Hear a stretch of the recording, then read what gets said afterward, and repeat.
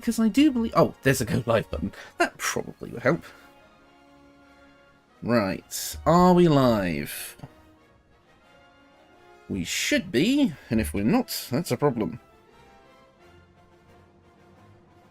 Are we live? Oh, I see something on the stream. I believe we are, in fact, live. Let me just make sure that I've got chat up on the old cellular device.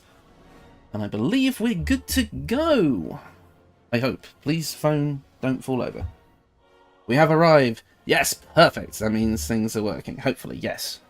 I see it. Perfect. We're ready to go. I kind of put, like, Zelda music on in the background, but it's a bit loud. I might change it. Hello, everyone.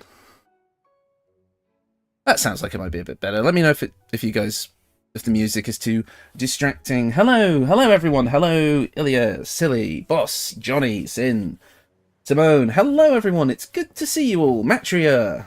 Hello. Oh, I'm going to butcher this one. Eleanor Kieran? I'm sorry, I'm going to butcher that name. Hey, Vlad, good to see you as well. Glad everyone is here. We are here for a very experimental stream that will absolutely not go wrong in any way, shape, or form. So what this stream is essentially going to be is all of us just sitting around as a collective unit and making some builds together, coming up with some concepts, and, you know, coming up with future videos for the channel. So yeah, seems good. Which means I can't just let the gameplay do all the legwork. I have to actually be a streamer. Hello, Spider. Hello. Oh god, I'm gonna butcher this one as well. Zia, Z-Y-E-E-R. I hope I pronounced that right. Zia. Cat, good to see you. I remember you said you were going to be here. Welcome to the cave. Right. You guys were already on about beards before I even got in here. For those of you that weren't here on the last stream, we had, like, I don't know, what was it, like a half-hour-long discussion about what the characters would be like if they had beards, and then it turned into how to make a build themed around beards. So I have a feeling that's probably what's going to happen to start with, at least. Cut it short to L or Lenny if you can't spell it. It's not that I can't spell it, I can read it, so I can't really... I'll call you L, we'll do that. It's just because I'm not exactly sure it's pronounced. Alright.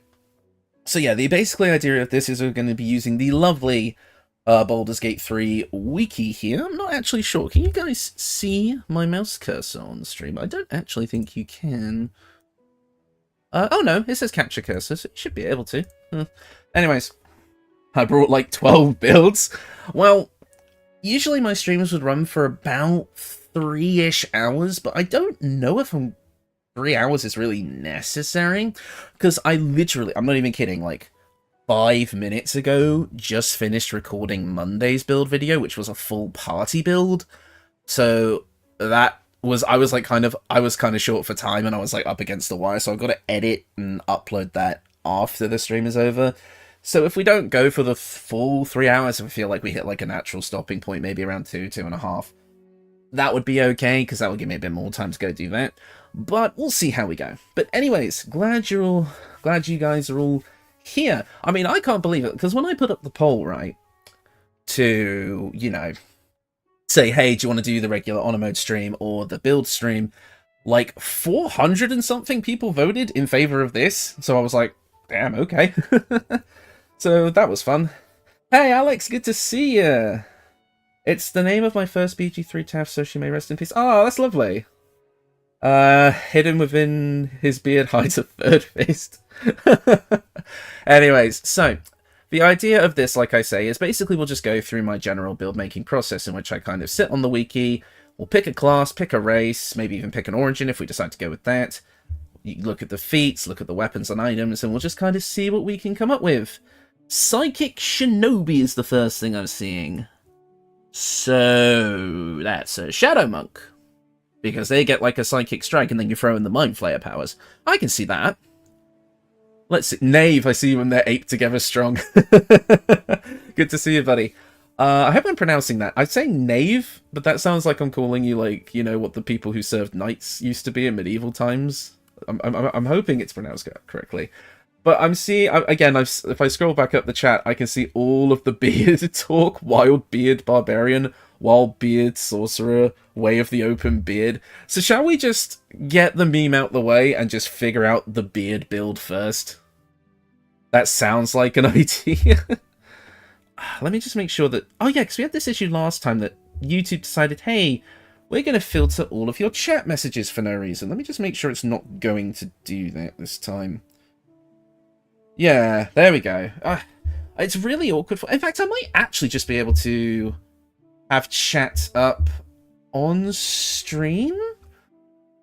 Hang on. Well, maybe not on stream, but I can have it on my actual main monitor and go from there. Like, kind of... but then if I split up the webpage, it's going to look weird on the recording. We'll go with it. So let's see. Oh, no, it's great. You did good. Thanks, Nave. Hellbeard is a must. I'm sorry, the what? Hellbeard? There is not a weapon that has beard in the name. You are joking. You're joking. I would love to see a Lawbard build if possible. Okay, we'll get to that. We're just gonna... I need to make sure this stupid phone is not going to fall over. There we go. Right. I cannot believe this exists. A flat 6 poison damage buff, really?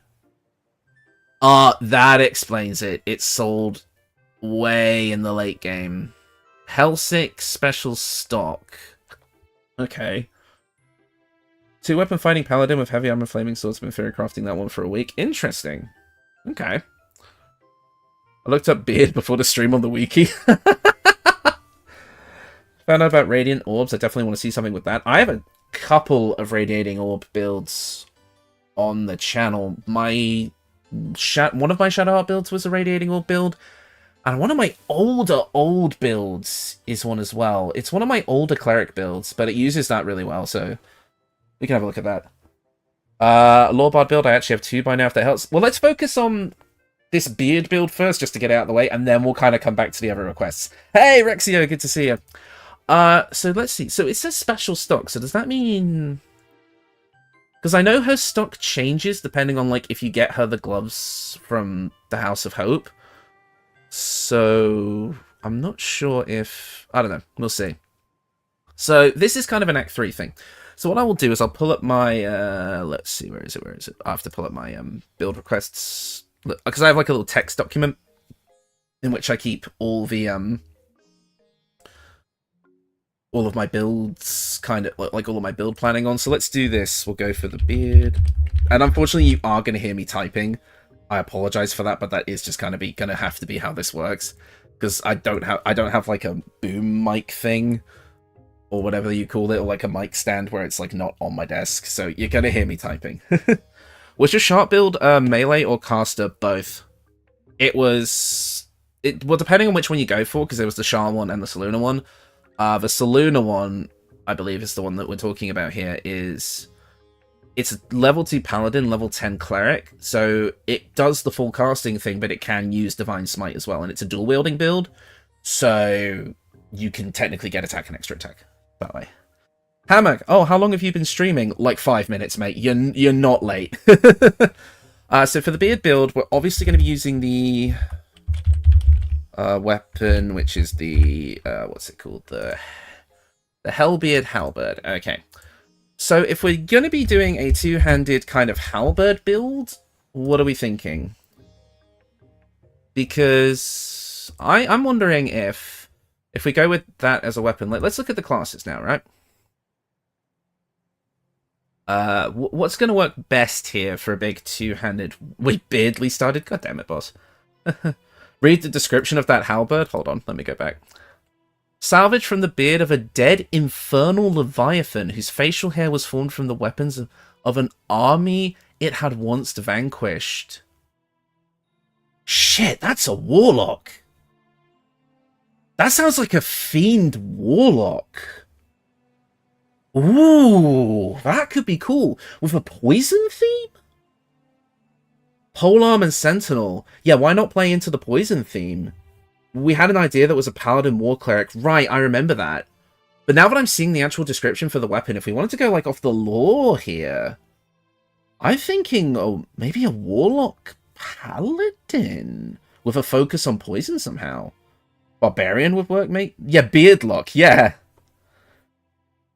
As for me, I would be interested for an Archfey, Warlock, Sorcerer build as Dark Urge if you have time for that. We will have plenty of time. This stream's going to run for a while. I would make sure you kind of have, like, your kind of, like, ideas, like, copy and pasted somewhere so you could just kind of remind me in the chat every so often. Because I'm not... I'm sorry. I'm not used to this. I've not really got a good way of organizing this. But, I don't know. Pact of the Shade... You guys are great, honestly. Dwarf Warlock with a beard. Yes, it has to be a dwarf, because that's, like, the whole point. So, we're definitely making that a dwarf. I will put that kind of in the build document. Dwarf. Maybe we can make it a Dwergar, so we could use, like, enlarge. Warlock plus Lawbard. Interesting. What are we going to get out of Lawbard from that, though? Not sure. I didn't know you streamed, Chaff. I just started playthrough literally today using your Spider of Law build. Your guides are really clear and well laid out. Thanks, AJ. I'm glad you like them. Dwarlock. I love the whiplash that I get, right? From reading a really genuinely sweet comment from someone who's joining the stream for the first time to Dwarflock. Dwarlock. That's so good. That's a good part of streaming. We keep track of things for you. Don't forget proficiency. That's true, yeah. Well, the thing is if we go Pact to the Blade, we're going to be getting the proficiency anyway, but that's if we want to go with Pact to the Blade. We might decide on something else. I hope my AirPods don't need recharging when the time comes. Yeah. Oh, man. Right, so we're going with a Dwarf for sure. We're using the Hellbeard Halberd as our main weapon, so we should lean into that, right? It must be Halcyon. Spirit Guardians from Lawbard. Interesting. That's an interesting point, Silly. And I like the idea of it being a bard, because with a build that's so goofy like this, having the ability to use things like Vicious Mockery and the Lawbard like taunting as well, because this is kind of a meme build, so it'd be fun to kind of have something funny. Proficiency in shaving. Oh, jeez, you guys. But maybe we could make it like, if we go for Polearm Master, maybe? Yeah, Polearm Master. Polearm Master bonus attack with the butt. Yeah, we might as well try and grab Polearm Master, I think. Woman. Oh, sorry. Sorry. Also, Infinite Invisible. Yeah. Yeah, so maybe we go for a Dwergar Warlock Lawbard combo? Yeah, Cutting Words. Yeah, that's what I'm thinking, Rexio. Dwergar would make sense. A Silverbeard from last time was massive. Yes, I remember that. The build has to have performance, yes. Beardlock, Shaving Words. Oh my god. Yes, Spirit Guardians from the Magical Secrets works. Yes. I'm liking Warlock Lawbard. It's an interesting combination that I'm not entirely sure I've done before. I like it. Right, let's see. So if we go... Let's go to the classes page now, and we can work out from there what kind of level ratio we want to go for. Because that's the other big thing, is when you're multi-class like this, you have to figure out how many levels you want to take of each. Expertise. Speaking of Dragar, I gotta say, Hobo, the Wild Titan build I suggested is so fun, I use it on my Dark Urge team. Yes, that Wild Titan build is probably one of my favorites that I've done. Just from the sheer power that it has. And the idea of just being a big animal is so fun. I really, really like that build. I thank you for suggesting that. Anyone who who enters his radius risks losing their pride from their chin. Actually, I've just realized an interesting combo, because Polearm Master does like the reaction when they come within range, right? That plus Spirit Guardians just means if an enemy tries to get close to you, they are taking so much damage. Or is the AI gonna not come close enough for Polearm Master to work because Spirit Guardians is up? You probably want 5 in Warlock if you're doing Pact to the Blade. Yeah, the thing is, if we're doing Pact to the Blade, we need at least 5 Warlock levels. But the thing is if we're going with... I mean, I've said Fiend just because, like, the description of the Halberd said, like, Infernal guy. So Fiend just immediately made sense. But if we think that maybe we want a level 6 feature from Great Old One or Archfey, we could go with that instead. In fact, Archfey... Does that give us... Yes, it does give us plant growth, which we could reflavor as, like, hair coming out of the ground. That could be funny. 2 Fighter, 7 Warlock, 3 Lawbard? I think Sentinel does the reaction. Let me double check Polar Master again before I... Hold on. What? Oh, that's Google. Whoops. There you go. That's what I get for trying to do things quickly. Let me just double check Polar Master, because I swear, didn't it have the... Yeah. Polar Master opportunity attack. You can make an opportunity attack when a target comes within range. That's what I was thinking of. That's what I was thinking of. Sentinel, yeah, you get advantage, yeah. When an ally within melee, so yeah, Sentinel is when a ally gets attacked. Polar Master is when somebody comes towards you. Yeah, Polar Master also does it. Lawbard gives Spirit Guardian. So, I saw somebody say 2 levels of fighter. Ooh, that was Alex. Why are we thinking 2 levels of fighter? What's that going to get us? I mean, it would get us great weapon fighting and action surge.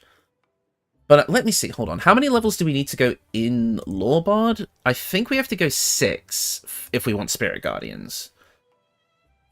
Yes, we do. We have to go to level 6 of Lawbard at least if we want Spirit Guardians. Also, Spirit Guardians doesn't illuminate. Oh, okay. What are we looking for with 7 levels of Warlock? It depends if we want to get a level 6 feature, because we could get something like Misty Escape. And if you went to level 7, you could get greater invisibility if you went Archfey, but I don't know if we need it. I'm seeing...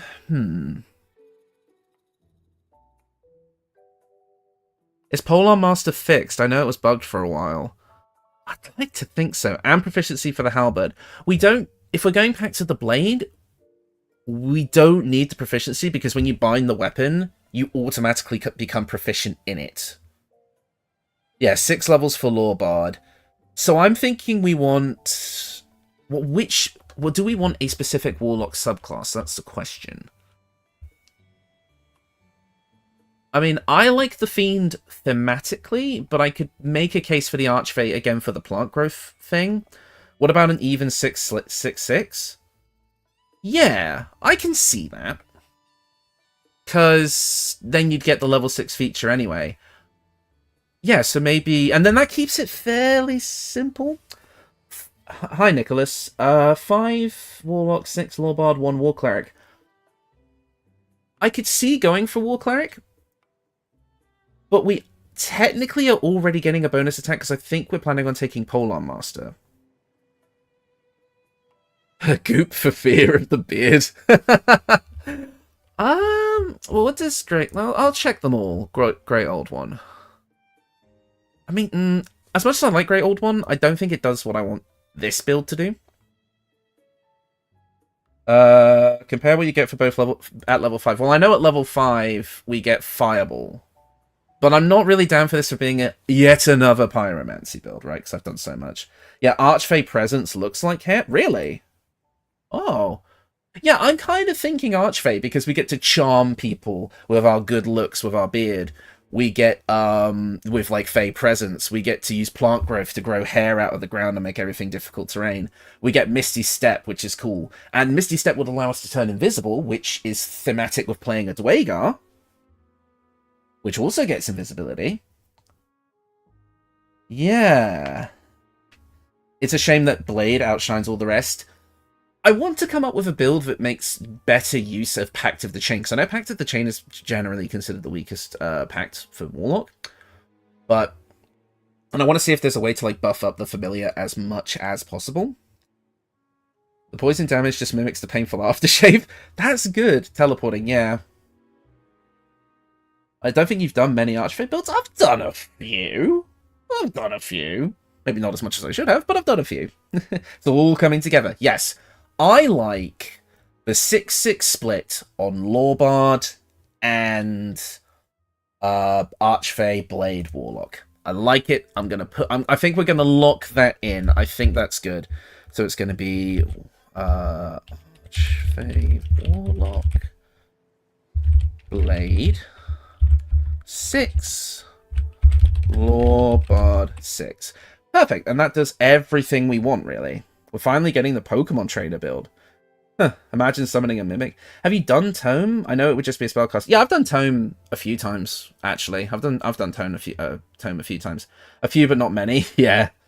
It's good for generating surprise early. Pokemon Trainer build. I'd be down to try that. it's kind of like a summoning build, but maybe you have to like restrict yourself to only using one summon at a time.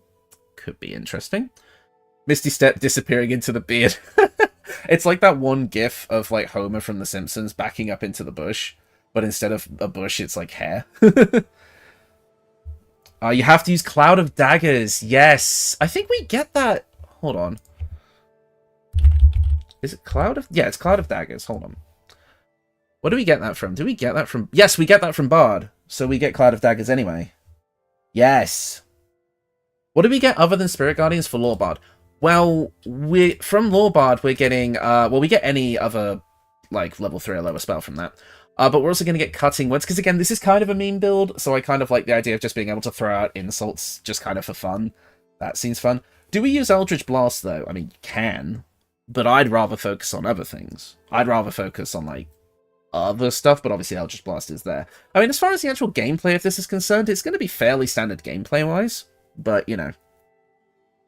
Can you mod beards onto Dragonborns? I don't know, because the model work that would have to go into that would be kind of extreme for it to actually look decent. But, I mean, you can kind of say some of the scales look like beards, like the kind of the chin options that you get. But, I don't know. We'll see.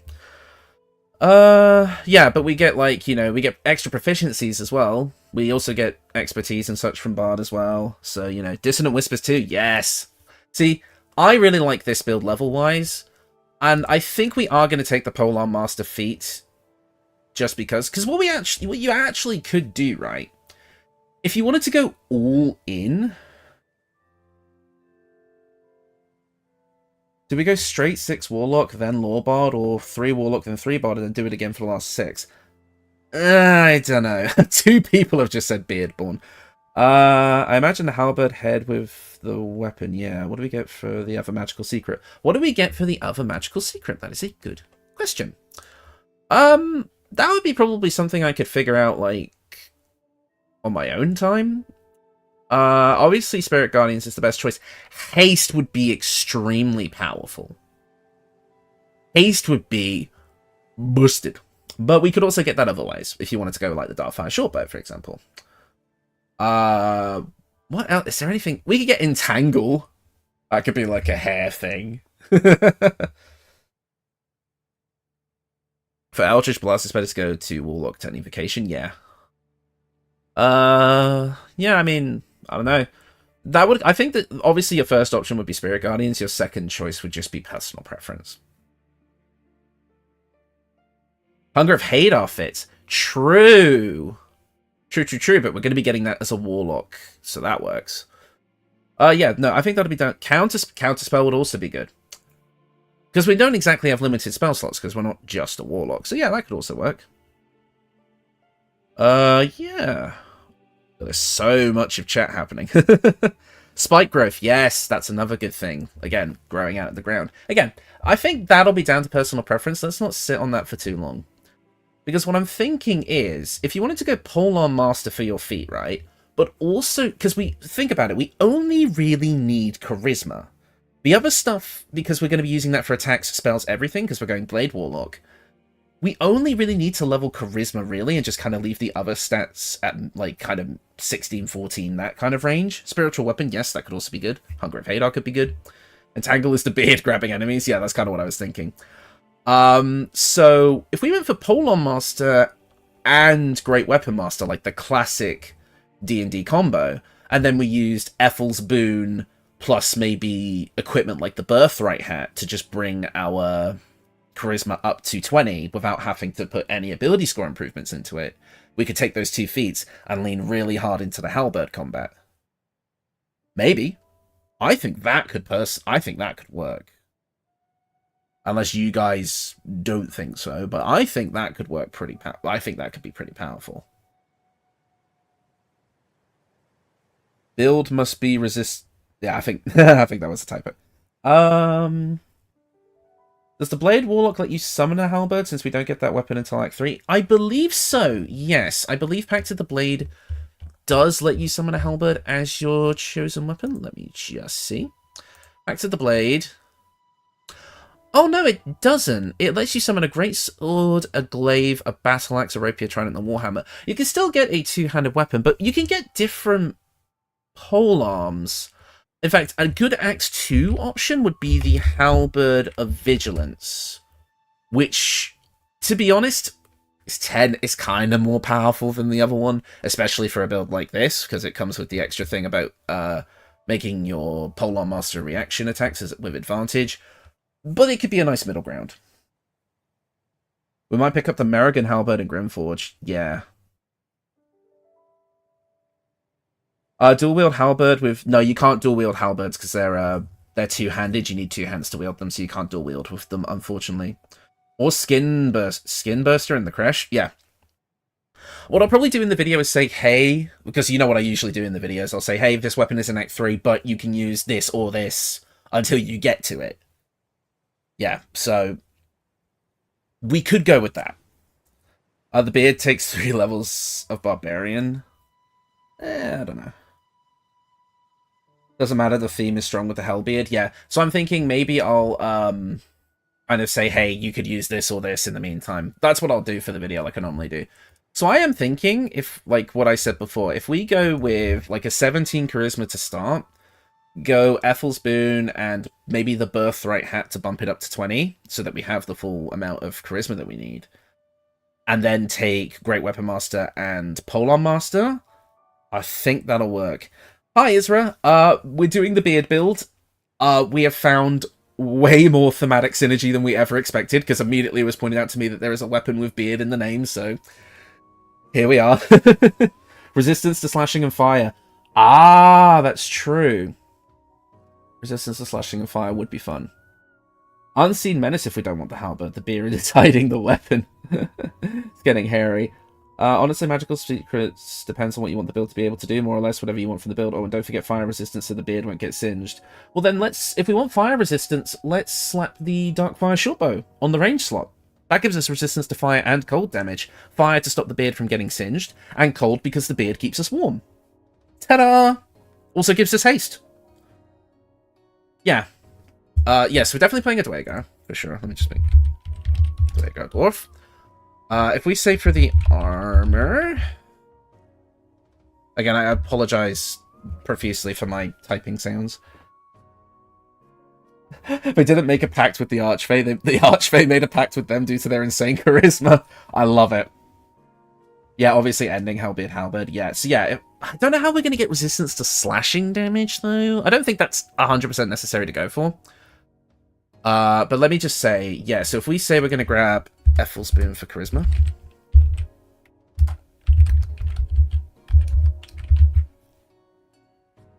Amulet of the Unworthy can give slashing resistance. Yes, but it also gives vulnerability to bludgeoning. I might just include that for the meme, but I'll say it in the video, like, obviously you can swap this if you don't care.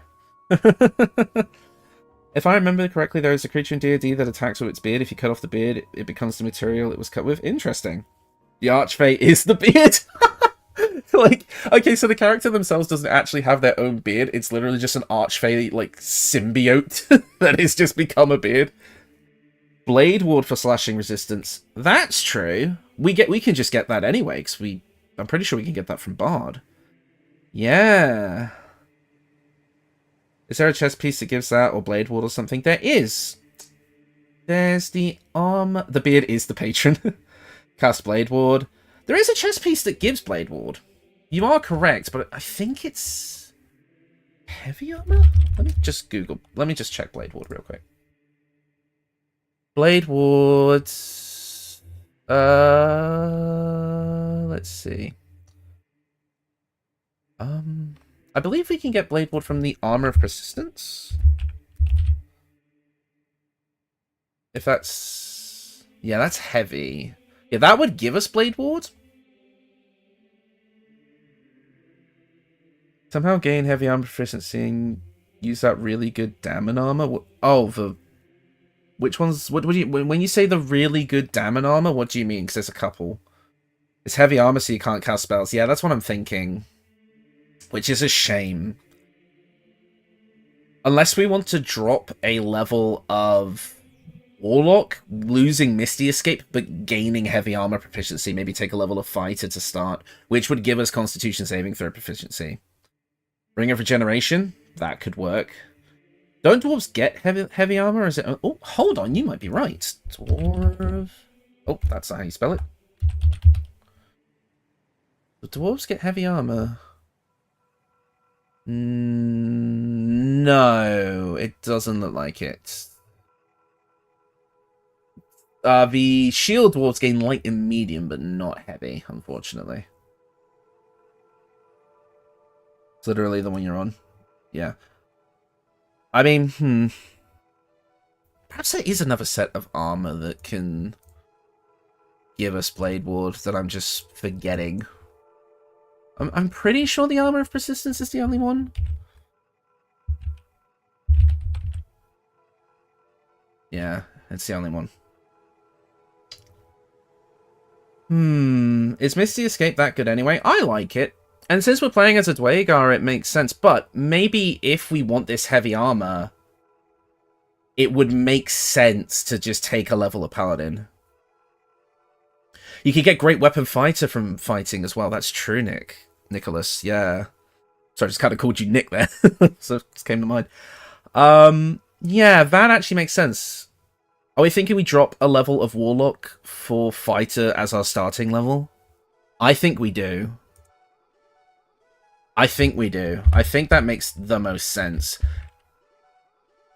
What about just plain resistance to slashing? We can't just get slashing on its own without some caveats. Hellrider's Plied or the Reviving Hands plus Ring of Regeneration gives auto Blade Ward. That's true. If we take one level of Fighter for heavy armor, do we miss out on one level of Bard or Warlock? Yes, and I'm thinking we drop the Warlock level, because the Bard levels are more important overall. Misty Step shoes do exist after all. Misty Step wasn't really the thing. I just kind of like the idea of being able to use like the innate Dwagar invisibility as part of like the subclass feature. But I think we're dropping the level of Warlock for the level of Fighter to start. I think, yeah. So we kick things off as a Fighter, go Archfey Warlock, Lawbard. I think that makes sense. The hardest part of this build will be narrating the video with a straight face. I'll be fine. Yeah, and if we say we go Great Weapon Master and Polearm, because I've never done like a proper Polearm Master build either, so this video is actually going to be really unique in that respect. Yeah, 1 Fighter, 5 Warlock, 6 Bard sounds great. I agree. I thought Warlock was for Misty Step or whatever. No, Warlock is mainly for Pact of the Blade. And things like, and because the Archfey also gives us things like plant growth and stuff at level 5. And like, you know, and like the Fey Charm and all that sort of thing. We mainly wanted it because Warlock thematically made sense. Because the main weapon we're going for, which is the Hellbeard, Hellbeard,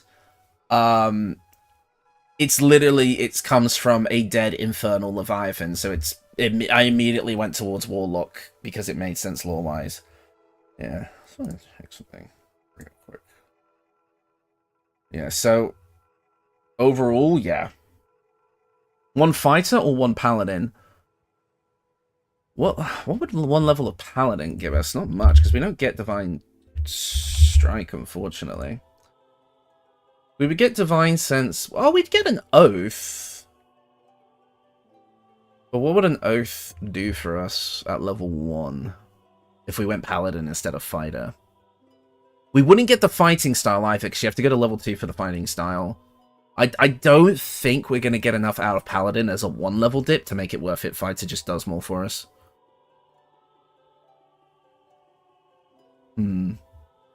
Polearm Master is probably still bugged. Fighter gives the fighting style. Lay on Hands.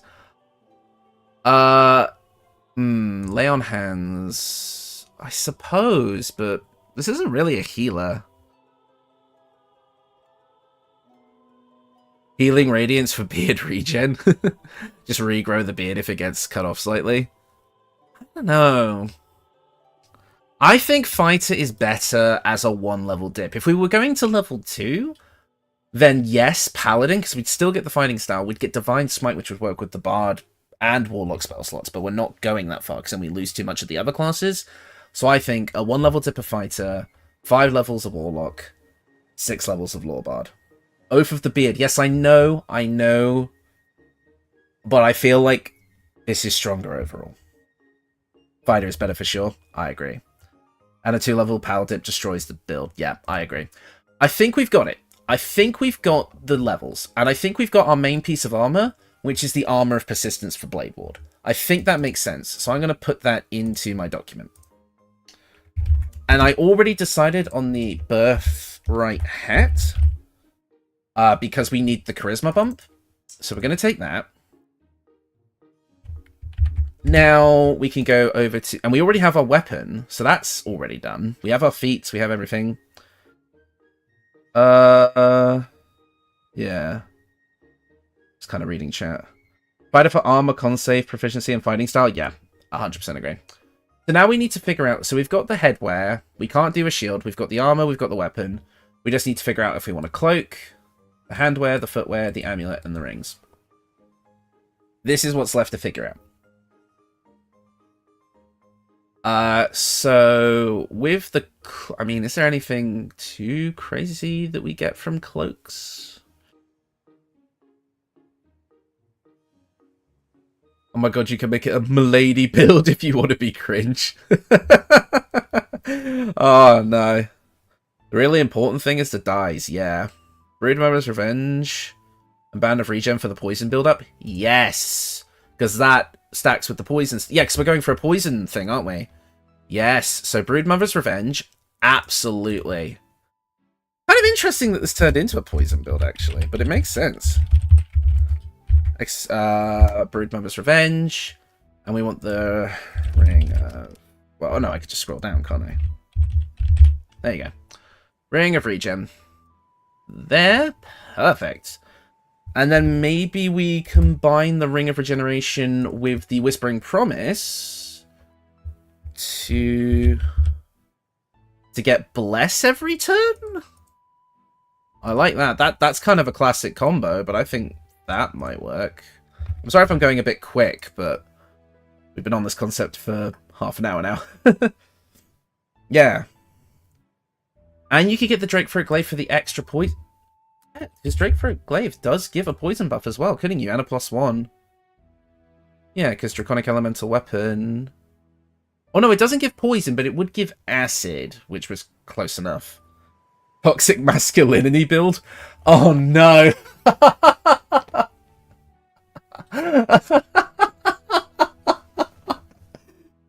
Oh my goodness. Yeah, okay. Well, I'll mention the Drakethroat Glaive in there. And obviously the Darkfire Shortbow, we already decided that was going to be a part of this build as well. Because I know they're like, basically I recommend them all the time, but it's so hard not to when they just make every build better. I'd say an alternative to the Whispering Promise is the Caustic Band. I can see that, but I think the Bless effect is more useful overall than just a flat 2 extra damage. I can see why. That's a shame. Or until you get the Regeneration Ring Caustic Band. That's true. That could also work. It's not an Andrew Tate build. No, it's not. It is not an Andrew Tate build. This has gone so far off the rails already. Right, so we've got... You guys can't see like my kind of build document here, but I've got all the weapons, we've got the armor and the hat, we've got all of the accessories, so the necklace and the 2 rings. We've got the feats, we've got the levels. We just need the gloves, a cloak, potentially, and footwear. Where do you find the Drakethroat Glaive? You buy it from a vendor in Moonrise Towers in Act 2. I wonder why it doesn't have poison since there's a poison subrace for Dragonborns. Yeah, I don't know. Very weird. Probably going to have to rock the poison gloves and the poison cloak. Yeah, that actually makes total sense. I forgot there's a poison cloak. Which one is it? Wait, is there a poison cloak? Or am I stupid? I think you're thinking of the acid cloak. Or is there a poison cloak? Oh no, there is. The derivation cloak. When you poison a foe, heal yourself. Ah, yeah, sure. Birthright hat, we've got that already. Boots. Yeah, so we can go for that, for the extra bit of poison, just for the theme. And then the handwear, the poisonous gloves, to actually inflict poisoned, which makes sense. Let's see, where is it? Yeah, poisonous gloves. Whenever you deal poison damage, the target needs to succeed a con save or become poisoned. Perfect. Makes total sense. That allows us to actually inflict the poison condition. Awesome. I don't remember any poison helmets. We've already got the birthright hat, so yeah. Oh, well, I murked everyone in Moonrise Towers. Don't we find the cloak that works with poison at Moonrise? I think so. Let me just double check that. Yeah, it's in Balthazar's chamber. So a lot of the kind of other equipment kind of comes up in Act 2, which is quite good. You're going to have lots of heals and lots of poison, kind of like a tanky build. Yeah, exactly. Poison is useless because a lot of characters are immune to it, LMA. Yeah, I guess, but it's the theme of the build, man. I don't really... When I make these builds, I don't take, like, every enemy's resistance into account. It's just kind of like, it's there.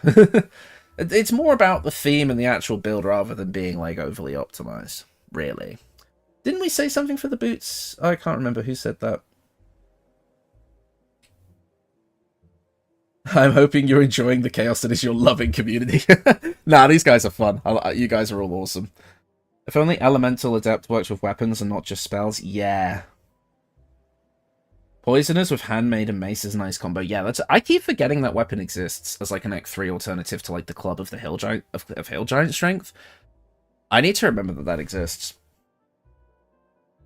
We have companions for a reason. It is roleplay. It's fine. Yeah. You just don't see it much, so poison build is cool. Yeah. I mean, before I did my initial poison build, which was like for dual wielding, the dual wielding Spores Druid one, like, I got so many requests for poison builds. It was insane. Now, let's see what. I mean, we can go up to heavy armor now, so. Will your character be able to create water to wash his beard? They will pick up water bottles. I wish Elemental Adept ignores immunities. It would be great. Yeah, I know. But, I mean, the poison isn't, like, the main focus. It is just we're building into it because it's the theme, because of the weapon, right?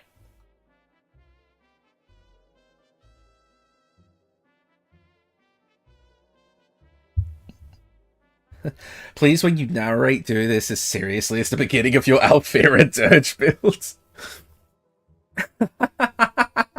I'll have to come up with something. I very rarely do scripted content. In fact, actually, the Alfira Dirge intro, none of that video was actually scripted. I just went off of what was in my head for that one. But I might actually script something out for this, because I feel like this build is so important to the channel now. The boots of persistence match the armor? Yeah, I suppose. I'm just trying to see if there's anything that works for kind of what we've already been doing. I mean, I kind of like things like the boots of speed or something like that, just to get a bonus action dash if we're mainly a melee fighter. Role-playing to pick up all the water is hilarious, yeah.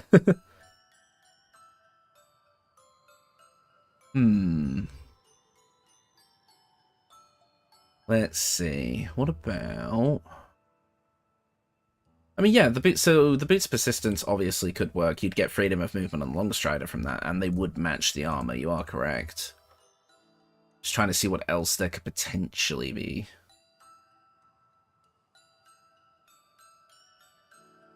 You could probably bind the poison vulnerability ring and switch back to the healing one. Oh, shit, that's true. I forgot there's a poison vulnerability ring. Shoot, that's true. We could ditch the Whispering Promise then, maybe, for that. What about the Boots of Stormy Clamor? I was thinking of that, because if we're inflicting poison, that would work, but I use that in so many of my builds. Yeah, everyone's saying Stormy Clamor. Yeah, I know what you mean. Just getting reverberation on top of the poison status? I need to wash my beard.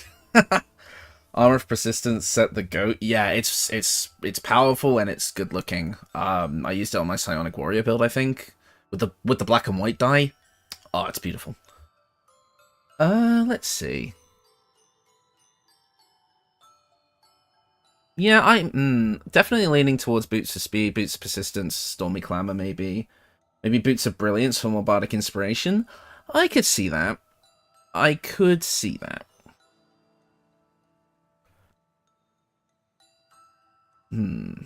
For the Boots of Brilliance, or are we not going too hard into Bard? I mean, the Bard is more there mainly just for the kind of, like, fun aspects of what we kind of get out of it through, like, the taunts and such. I'm not too worried about... Like, we just kind of needed another Charisma class. I'm not too worried about the specific Bard features.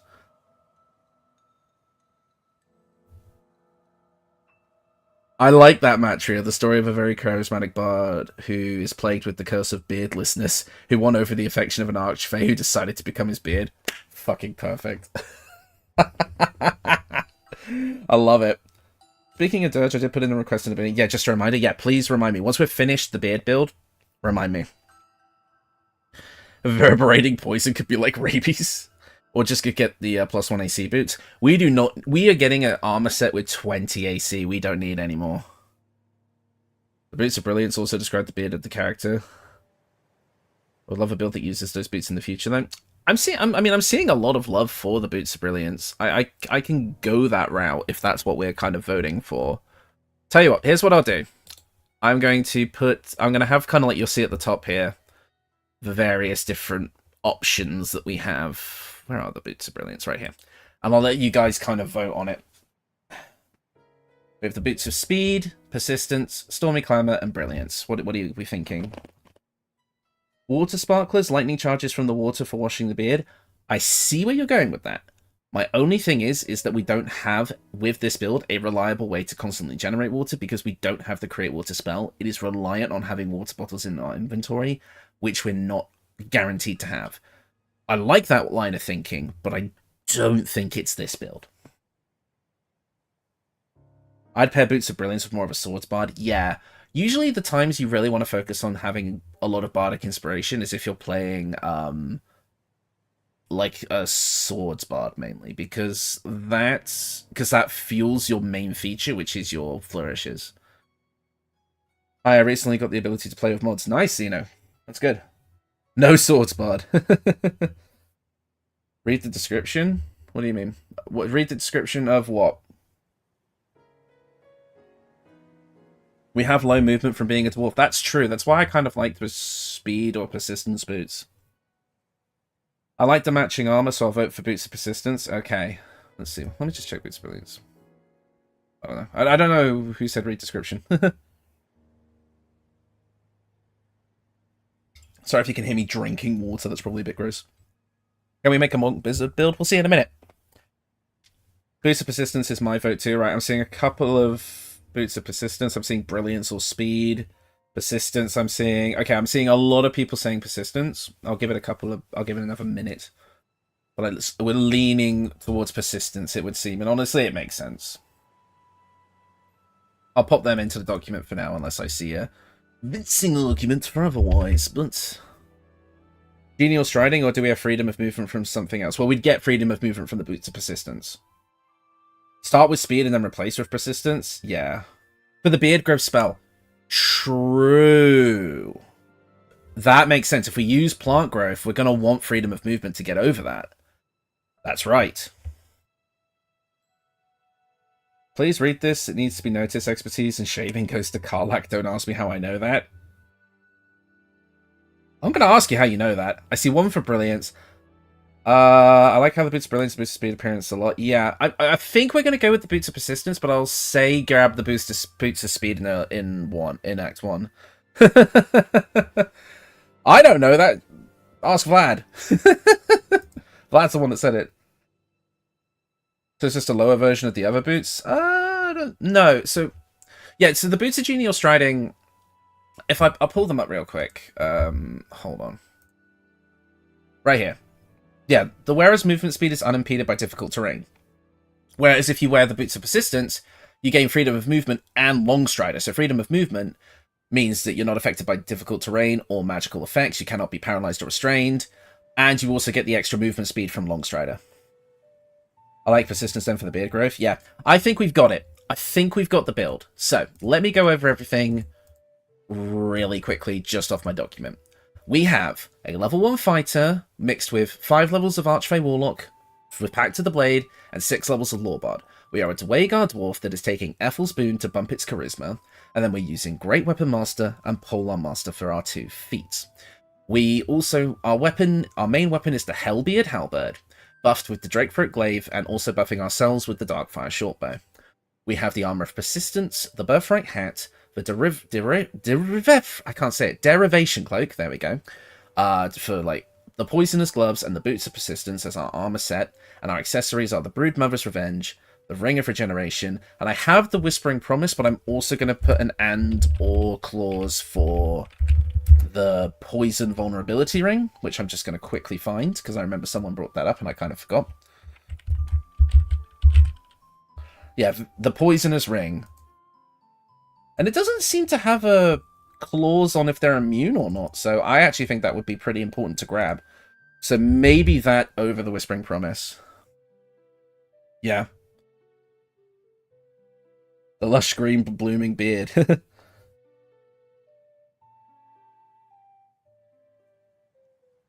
How does the beard influence him? Is he a good guy, bad guy, or somewhere in between?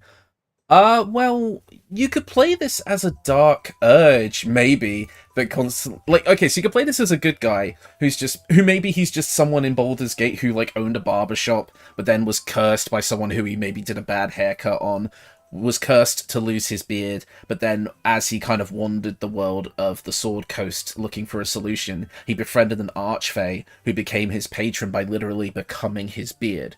And then his kind of character arc is, you know, bringing joy to others and, like, you know, giving them good haircuts and good shaves and such. That could be his story arc. Or you could play as someone who is a Dark Urge, whose beard has, like, been taken over by a fiendish patron or an archfey, and they're constantly having to fight the urge to do evil things as commanded by their beard. The Dark Beard. Like, that's the beautiful thing about Baldur's Gate. You can do it either way. Like, headcanon is so fun in this game.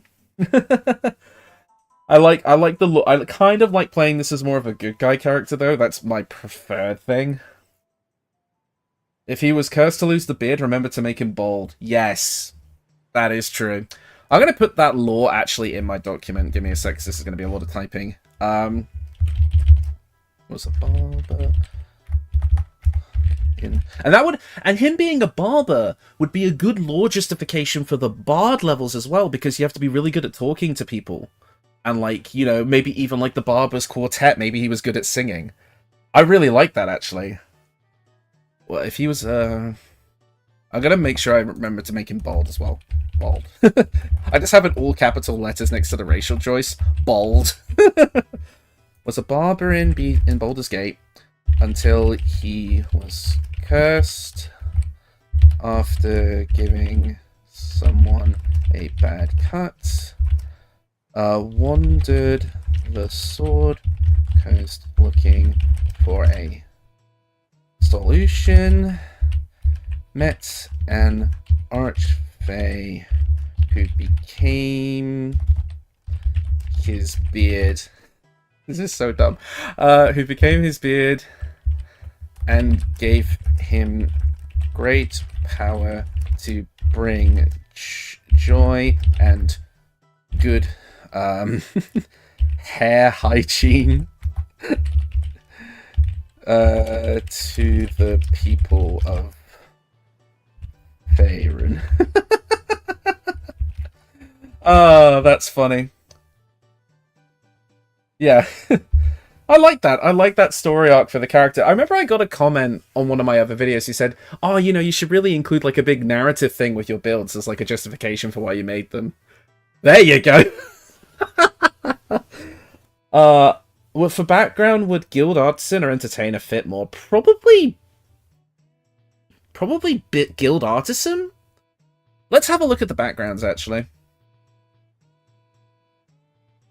I'd say guild artisan. Your skill in a particular craft has earned you a membership in a mercantile guild, offering privileges and protection while engaging in your art. Repairing or discovering rare crafts will bring new inspiration. Everything until this bit made sense. Let's check. What was the other one that was recommended? I almost like folk hero, though, for the lore justification we just came up with. Someone who travels the world, like, giving good cuts and bringing joy. I like folk hero as well. But I could see entertainer... entertainer's more about, like, acrobatics and performance, which doesn't really make sense. He could use non-lethal on those with nice hair / beards and lethal on the others. Yeah, the Barber Guild. I suggest folk hero. Artisan fits better. Or I like guild artisan. You get inspiration for making a reach weapon in Act 1.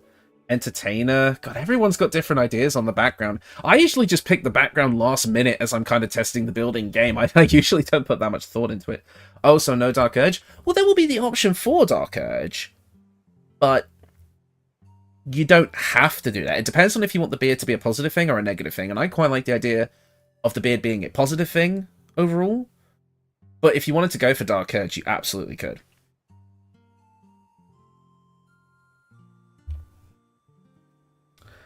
You could make a Robin Hood style character and have him be a criminal. I don't know.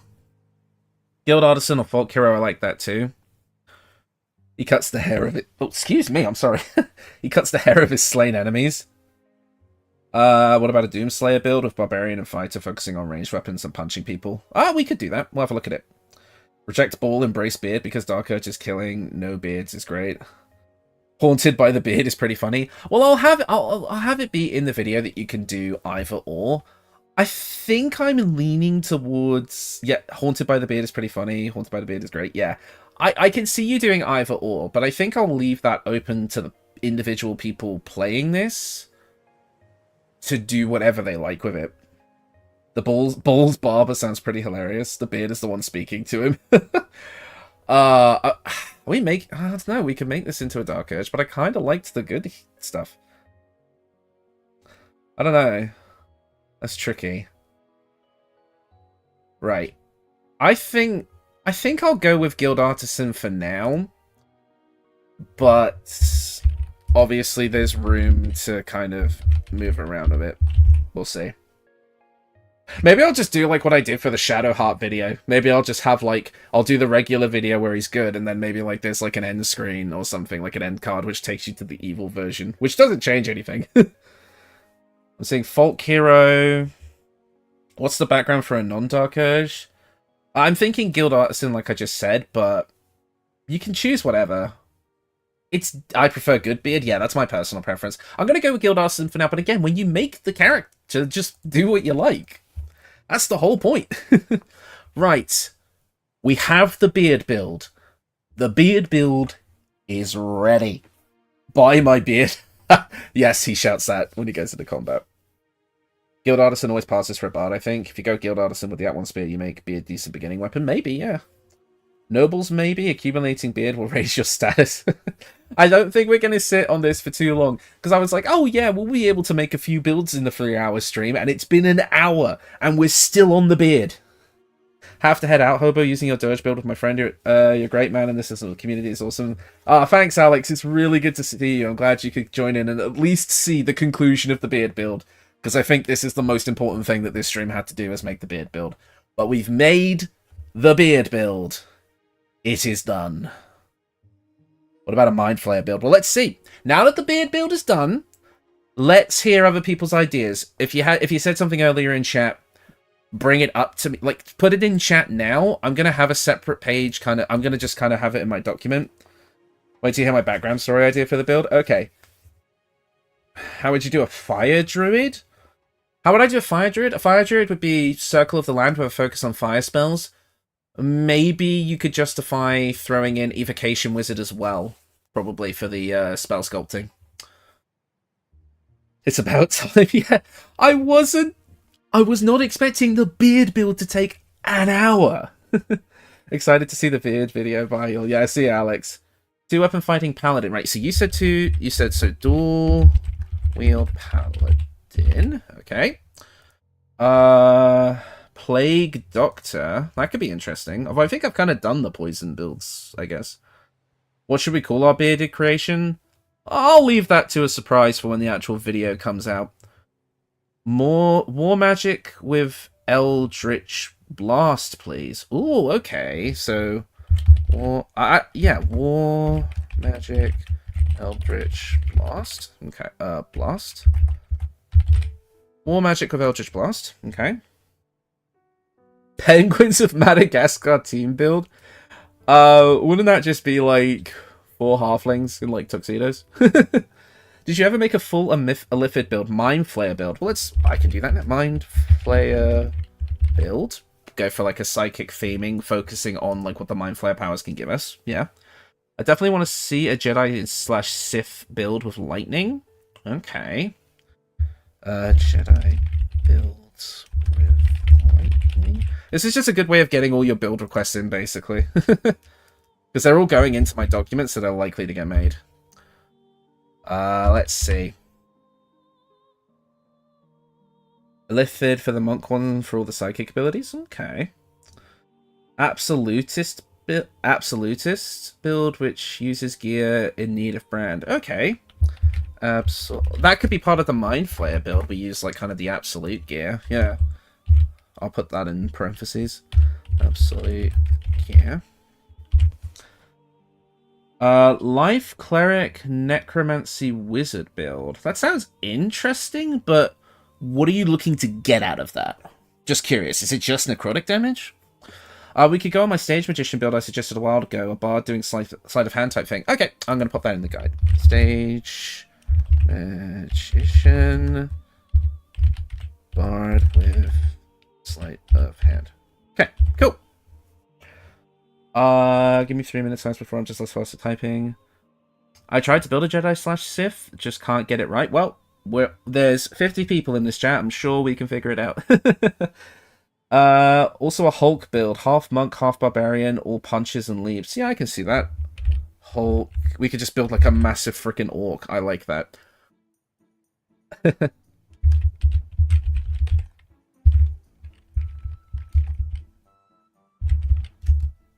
Yeah, I like that.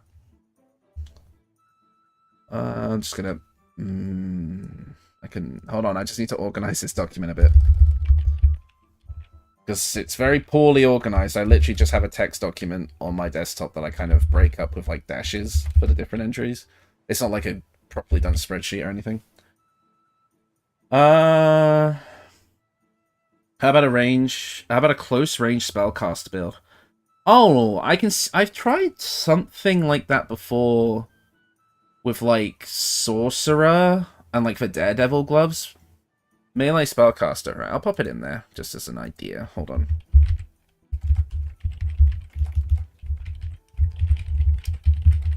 Yeah, Melee Spellcaster. Right, what else are we seeing? War Domain Cleric Caster, Cleric Wizard, Shrek build. It's funny you say the Shrek build, Hammock. I kind of put, like... When the person suggested the Hulk build earlier, I kind of mixed a bit of Shrek in there when I kind of like as my because I was gonna do a Shrek build for a hot minute, because it's kind of the build I'm running in my current multiplayer game right now. So I kind of wanted to do a Shrek build, but I can kind of mix the Hulk and Shrek concepts into one. Basically, just do the kind of the big punchy throwy build with a bit of charisma, and maybe get like Scratch and Find Familiar as like a substitute for Donkey and Puss in Boots. I want to be built. Build me. You gotta give me more to work with than that, mate. I'm gonna butcher this. Natute themed wild magic sorcerer build. Because I want to see what kind of thing you can do with my first character. Also, I left that request under the Afira video. I'm sorry if people have like age-old requests. I'm just very bad at this sort of thing. Wild magic sorcerer. Okay. Well, I don't know what Natute is. I'm sorry. That's Wild magic sorc, and I'll just put Natute question mark next to it. I had a whole click build with 1 barbarian, 2 light cleric, 9 open hand monk with tavern brawl. It's very OP. Well, I'm curious. What's the 2 levels of light cleric doing for you? That's got me interested. Donkey. Makima from Chainsaw Man, enchantment wizard with zombies. Okay, I've not seen Chainsaw Man. I'll put it on. I'll put it on the list. Team from Chainsaw Man. Okay, I'm just gonna divvy that up. Right. Wrath of Nature style. Yeah, kind of. Use a build which relies on the enlarge spell. I mean, I'm Wild Titan. Nature themed. Oh, Nate, that makes more sense now that you've said it that way. Yeah, nature themed wild magic sorcerer. Interesting. Okay, I like that. I could see that maybe being wild magic sorcerer just to get the wild magic surges, and then going the rest of the way like land druid maybe, because you still get the wild magic surge on those other spells. I'm playing a double sneak attack build. One sneak attack on my turn, one in reaction.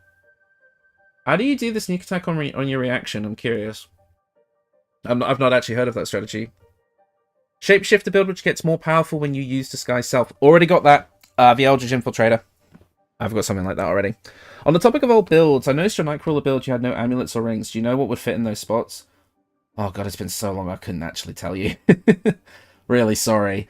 Off the top of my head, I think you'd probably want something like... There's like the Shadow Cloaked ring, which does more damage to obscured enemies. If you cast like Darkness or something, you could get more damage that way. That's just what I can think of off the top of my head. What about another deity build? Somebody a long time ago requested like a Kalemvor deity build, which is like the Justice guy, but he's like a bounty hunter, but like with like a nature's twist. And I have that somewhere in my document. I just never got around to it. What are some stuff the wild shape can benefit from? Well, any of the like, there's a ton of wild shape equipment. If you look at any of my kind of like mainly wild shape builds, I do go over it quite a bit. I mean, we know wild shape can benefit from enlarge. We know it can benefit from Tavern Brawler. Fierce Deity Link from Majora's Mask. I like the idea there, but when it comes to such specific characters like that, it's really hard to... Because you have to, the thing is when you're doing a character build like that, you really have to sell the look of the character. And while I've done a Link and Zelda build in the past, you can't really get it without making some concessions, unfortunately. I want to see a build of a character who has access to a lot of magic but goes out of their way to just use a weapon like a crossbow or something. See any of my like spellcaster builds that also use a barbarian level. I tell you what though, that reminds me of like when last stream when we were joking about Gale using guns. Gun Gale, I think we called it. 2 levels of Light Cleric for warding flare and radiance of the Dong, Hulk radiation explosion. Oh, that's cool. I always forget about like I always think of like the big angry smashy aspect of Hulk, but never the fact that he is like literally a radiation being. That's actually really cool. For the me build, okay, I'm a field spectacled, pasty, nerdy man. So imagine a Tempest sorcerer, wave of 4 elements, monk to embrace my northern martial arts roots. Okay, I'll put Tempest sorcerer, 4 elements. I can see like a storm. I've wanted to combine Storm Sork, Tempest cleric, and 4 elements monk for a while. I haven't gone around to it yet though. I'll put that on there. Gun Gale offline. Make a Mizora's door map build using Will. What about a melee ice build with the Snowburst ring, like a Frost Paladin sorcerer? I could see that, but I've done a few Frost builds already. My idea was the good or neutral Dark Urge, like Archfey Warlock. Ah, okay. What's a class you think people haven't built enough of, in your opinion? Well, I don't know, because I don't know what other people build. I know what I build, and I know I build too many bards and warlocks. But, I mean, I guess spoilers for Monday, but the only subclass I hadn't used up until the build that I just recorded today was Oath of the Ancients Paladin. So I guess that, I don't know. Lock / sorcerer. Right, okay. So a warlock sorcerer, which is a Dark Urge redemption. Okay, I'll pop that in the list. Give me a second. Thank you, L. I'll put it as a Dirge Redemption Soullock. Cool. Okay. You already have a Storm build, though. The Talus Deity build. Yes, but that one needs updating because it's crap. Right. Sorted and build. Have you done Nature Cleric? I've got a few Nature Cleric builds. In fact, I will have a Nature Cleric build coming out on Monday. Make a Cthulhu Zealot using the Great Old One Warlock. Yeah, I mean, I want to do something like that because obviously I have a background of Call of Cthulhu. I DM Call of Cthulhu for people, my friend group. A build using Disguise Self and Druid level, so it's like a shapeshifter, shifting parts, or all of Wild Shape. Oh, I see. So you're thinking of like they're never in their true form. They're either an animal or they're like using Disguise Self. I see. Shrek Nature Cleric.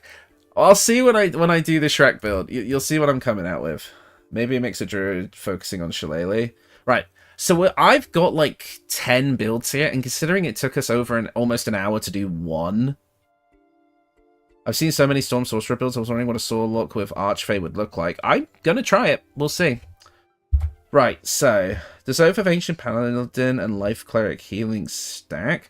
I can't answer that with certainty, but I think so. Yeah, we've got Wild Magic Sorcerer here already. Okay, so we've got like 10 builds. I think that's good enough for the rest of the stream. Because obviously, like I said, it took us an hour just to do one.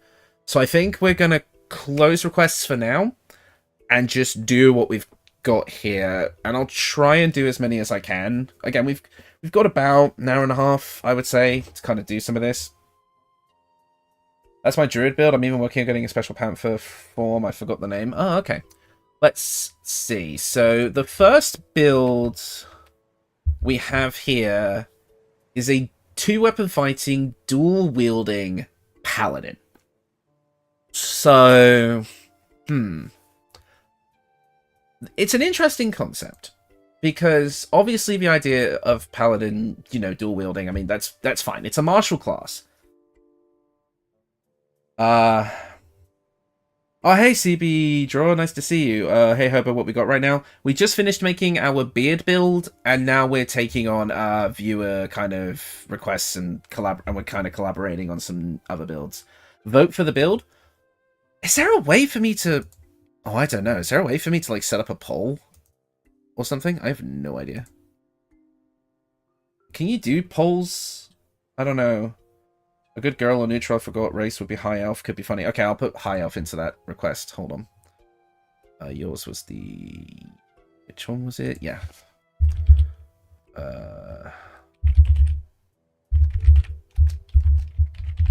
Okay. They level some fighting for Action Surge and 2-weapon fighting, and then the rest Vengeance Paladin. You should be able to. Yeah, let me see. Can I do a YouTube poll? Hang on! We're going to be experimenting with YouTube's live streaming system, which is a totally good thing to do in your life. This can only go poorly. Let's see. Manage in live control room. How do I do it? Oh, Hammock, are you leaving? Oh, see you, Hammock. It was good seeing you, mate. Let me see. Stream settings, stream health. Oh, I could do a straw poll, couldn't I? I've never done that before. Straw poll. Hold on. Create a poll in seconds. Yeah, create a poll. Which builds best? Hold on a second. I'm going to have people vote on which one to do next. I think that's fair.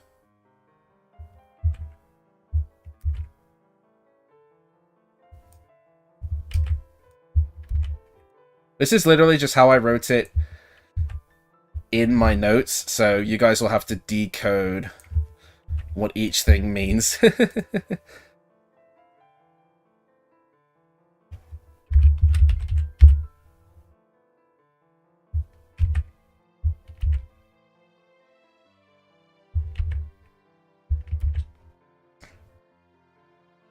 What the hell is a straw poll? So straw poll is a website that allows you to really quickly make polls and then see the results pretty much immediately, is what it is. If you'll just give me a sec.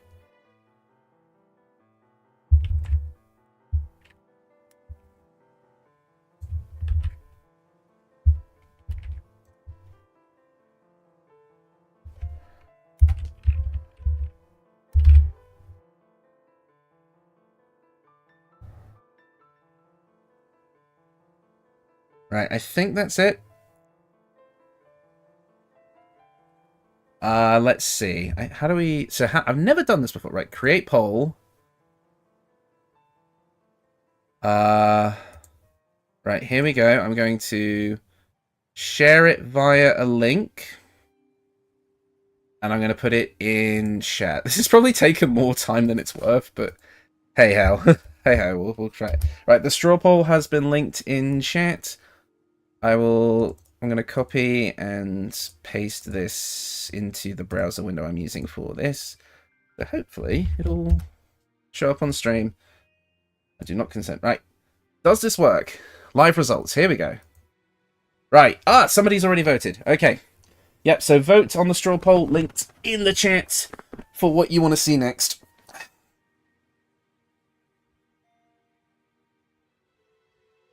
We're seeing 2 votes for the Mind Flayer build. Nice. Let's see, voted Vlad. Jedi build with lightning. Oh, it's changing.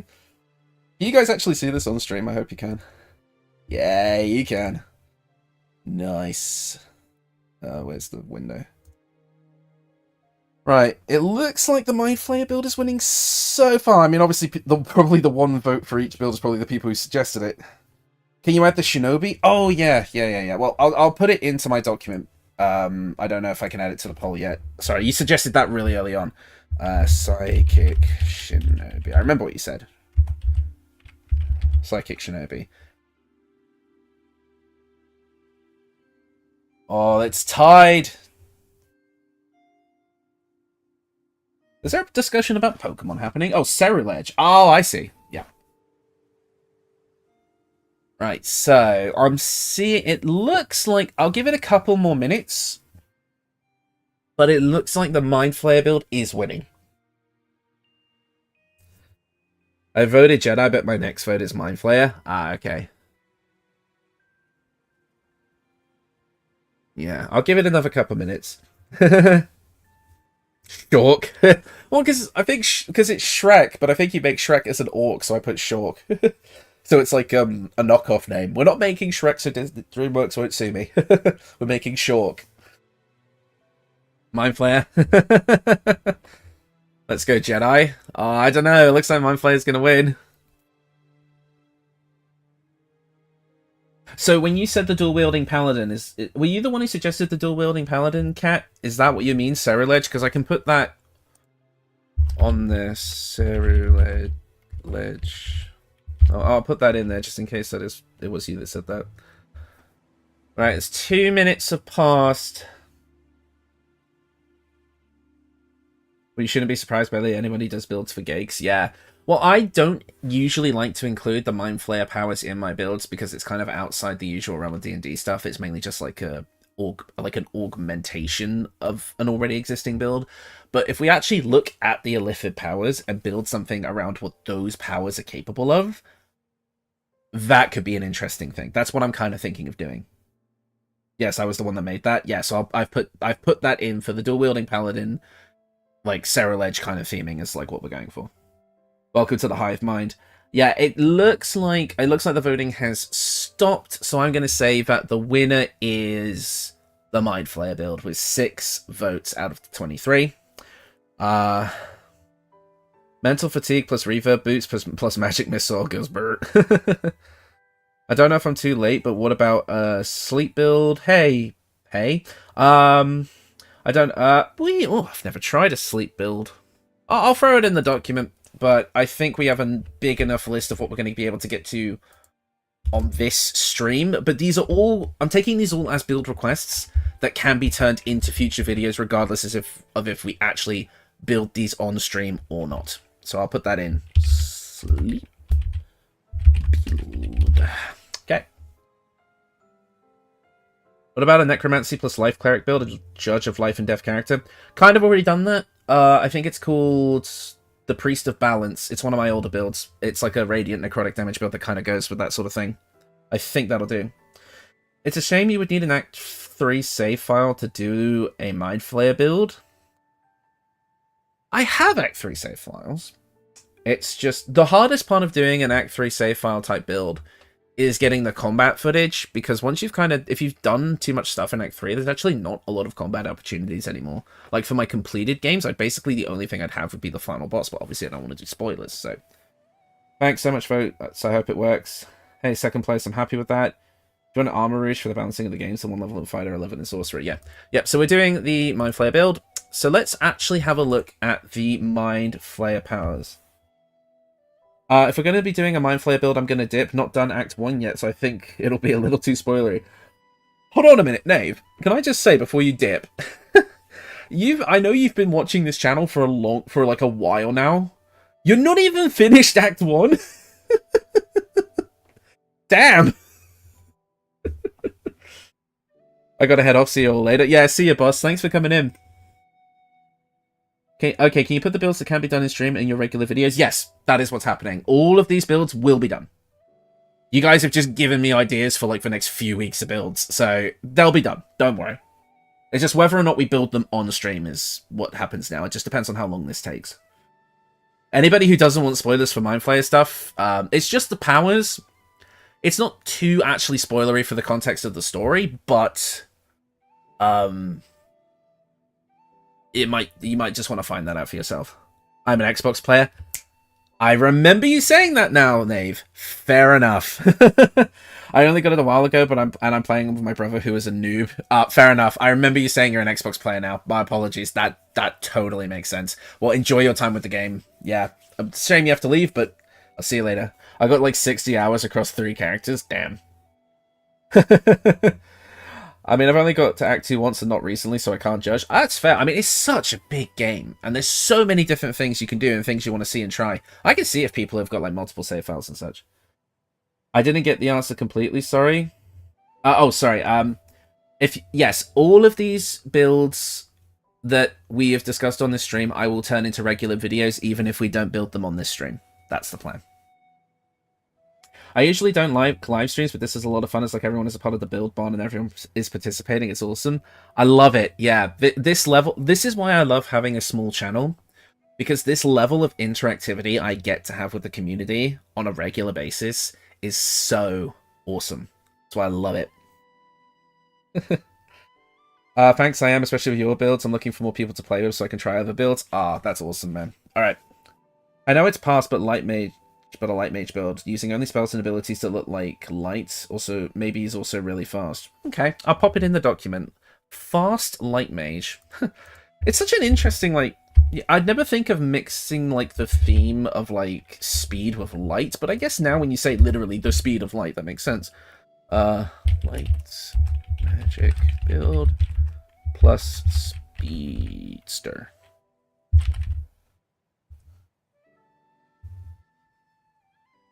For FYI, one of the few things I know is I believe you can eat a tadpole to get the Displacer Beast form. Please add that. It's so cool. Yeah. Alright. So, I'm actually going to be moving on to the actual build-making process of the Mind Flayer now, so let's get into it. Requests are officially closed. Right, so let's see. Let's actually look at the Illithid powers. So, spoiler warning for Nave. 3, 2, 1. Here we go. So, the Illithid powers. For the record, the wiki having this like interactive chart that you can just immediately click on is so goddamn good. Great, love your efforts. I'll wait to see my idea in a video then. Well, we might get to it this stream. Again, I might be able to put up another poll. I don't know. See, you're going to be dodging the spoilers. It was fun. Yeah, see you, Nave. So. Big fan, buddy. Yeah, thanks, Noble Monster. It's really cool to have you here. And I appreciate all the kind words, for real. You guys have all been awesome. So let's see. We have... So obviously, one of the more unique ones is the Displacer Beast shape. We could do something with that. One of the really, like... That brain is ugly as fuck. Well, It's funny because it's like, Vlad, you saying that brain is ugly, you are a brain. You are a brain piloting a flesh mech, calling your own kind ugly. Just saying. Yeah, I had 6 playthroughs by now, and I still find new things and new details to try. There is, for the amount I've played this game, I have like, I don't know how many hundreds of hours in Baldur's Gate 3 now. In fact, I can actually check on the Steam page. I have 465 hours in this game. Obviously, a lot of that is just build making in Act 1. But there is still like quest lines and shit in every act that I have not done. Like, there's so much. Right, so there's a really, as I was saying before I kind of got distracted, there is a really underrated Illithid power, and that is Displace. If you've never used Displace, it's really interesting. Creatures suffering falling damage because of your actions take an additional 1d8 psychic damage. If you throw enemies, or throw something at enemies, that counts. So it's just an extra d8 of psychic damage across everything.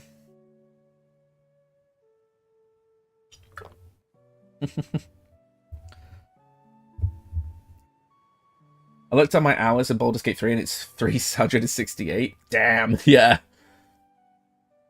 Okay, does Displace a Beast shape count as wild shape in terms of the moon basking armor?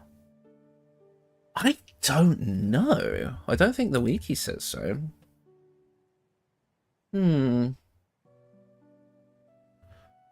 Let's see. Oh, it counts as being polymorphed, not wild shaped.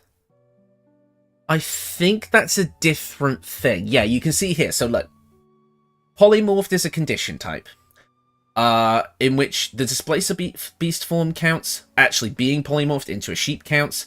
The polymorph Dire Raven from the Corvid token, that counts, and the Slayer form counts, but not wild shape, I don't think. It doesn't look like it. So no, I don't think Displacer Beast shape counts as wild shape for the sake of using the equipment. No. Yeah, I tried to use Displace, but it's rarely usable. No, I'm serious though. I wish I could show you footage, but it's from like my multiplayer run, so I never recorded any of it, because I'm playing a throwing build in my multiplayer run with my friend. And it, like, if you throw an enemy, or like something at an enemy, you inflict Displace on them, which just does the extra psychic damage. So if you're playing a throwing build, you're going to use it a lot.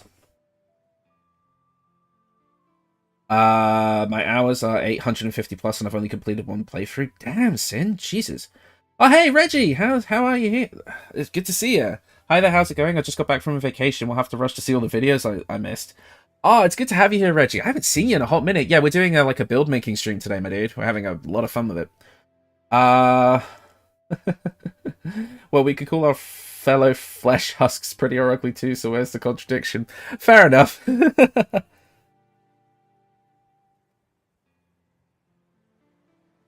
Okay then, but it will still benefit from the other while you're disguised and such items. I think so, yes. That would make sense.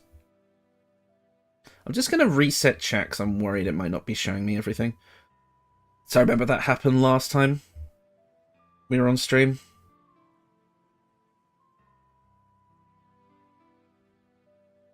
I tried using Black Hole, but I was disappointed. Obviously, only a full Mind Flayer can deal with nice AoE damage with it.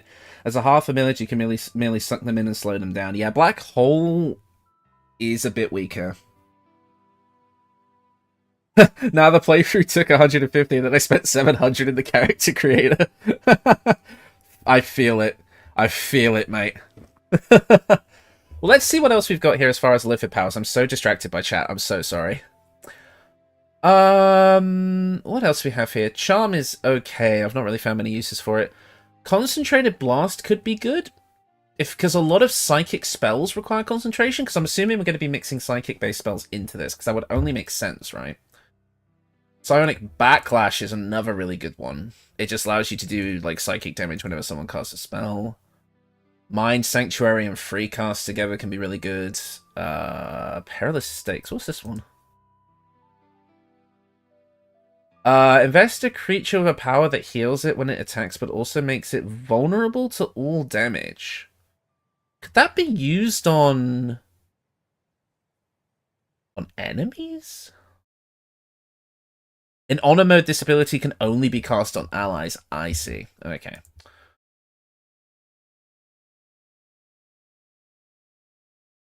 Also, Coal the Weak. Yes, Coal the Weak is really good. Psionic Overload as well is a really good one. Oh, the music finished. Hold on. Let me just open that up. Oh, I've still got the stream open in a different thing. Okay. Let me see. Let's do Pokemon music. I'm sure Nintendo won't get pissed at me for that. Alright. Let's have a look.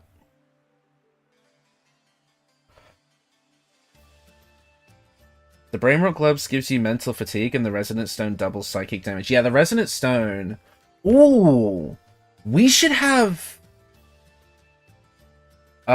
You have the Psychic Onslaught, which combos with Brain Drain Gauntlets. I run those on my Illithid Open Hand Monk and Illithid Control Wizard.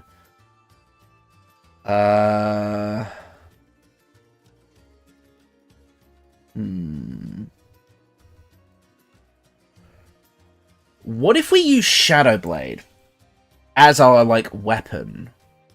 The only thing that would do is it would kind of limit our ability to cast psychic spells, but then the Illithid stuff isn't spells. So we could do a Shadow Blade build with Illithid powers kind of replacing the psychic spells and see where we could go from there. Unless we feel like that's too restricting. What's ability drain?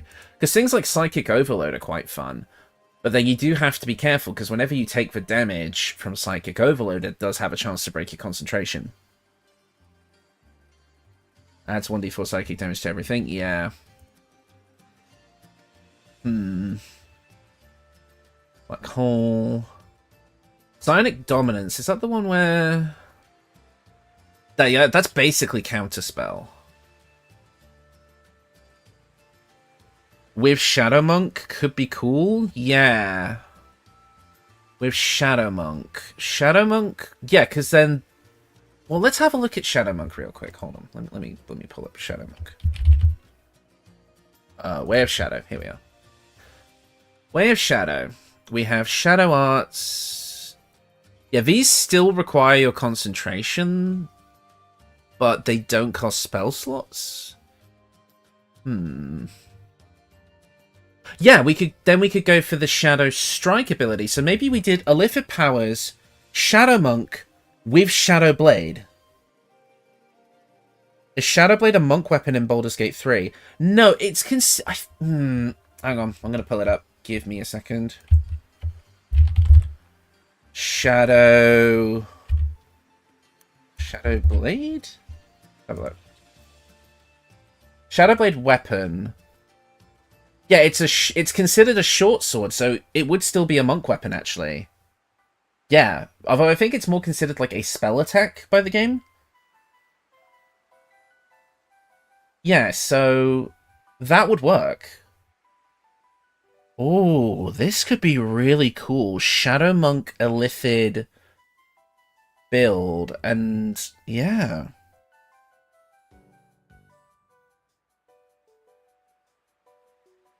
High Constitution plus Warcaster helps, yeah.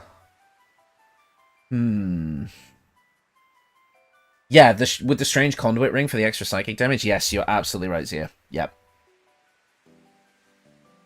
I think this could be really, really interesting. Okay. Let me kind of just reorganize myself here a bit on my document, just so I can have all of these things in order of the voting. Right. So, Mind Flayer builds. We also said Absolute Gear. How early can you get this blade? Unfortunately, Act 2 is the earliest you can get it. But in research for previous videos, I know there's some good substitutes we could get in Act 1 until we get it, though. Githyanki, Shadow Monk, who turned Illithid. I've already done a Githyanki turned Illithid kind of build, though. I don't think I want to do a Gith for this build. I would like to try something else, I think. Let's see. So Mind Flayer build, and I'll say we're going, I think, pure Shadow Monk, because I feel like even though we're not multi-classing, we get enough out of wanting 3 feats, and we get enough interesting stuff from the Illithid powers that I don't think multi-classing is as necessary, especially when the main thing we want from our class comes in at level 11. So we kind of have to go all the way in anyway. Yeah. I think that makes sense. Yeah, so on our weapon is going to be the Shadow Blade. We could probably dual wield. Well, no, we probably couldn't dual wield, actually. I don't know. We'll see. A boring human becoming full Illithid? I mean, the race isn't too important. I feel like the race isn't actually going to matter too much for this build. It's going to be kind of a pick your favorite situation. I don't usually specify specific races unless we need a specific racial ability, like, for example, the invisibility or the enlarge from Dwagar. But for this, it's going to be a play whatever you like type deal. If not GIF, maybe Dwagar, since they were also... Oh, I mean, you could play GIF if you want. I just don't know if that's what I would make in the video. But, well, I could do a GIF. It would just be kind of a concept I've worked with already. I'm late, what did I miss? Oh, hi, okay. I like that name. You only missed for creation of the beard build, which if you weren't around for a previous stream, you won't kind of understand the context of that one. We're kind of working on a Mind Flayer build that uses Shadow Monk and Shadow Blade, which is kind of like basically a big psychic damage build. I love how a lot of my stuff kind of revolves back around to doing psychic builds, because my first ever really popular build was the Psionic Warrior, which I did a long time ago now, and I've always kind of come back around to psychic builds ever since. Armor and accessories. Okay. I'm wondering if we want...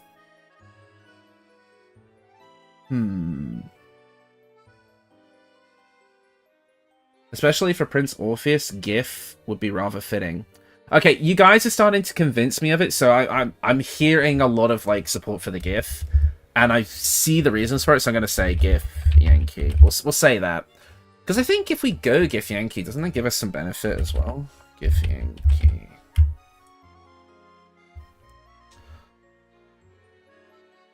GIF Yankee would give us things like Astral Knowledge, which would make sense for someone who's really smart, like, and has like psychic powers.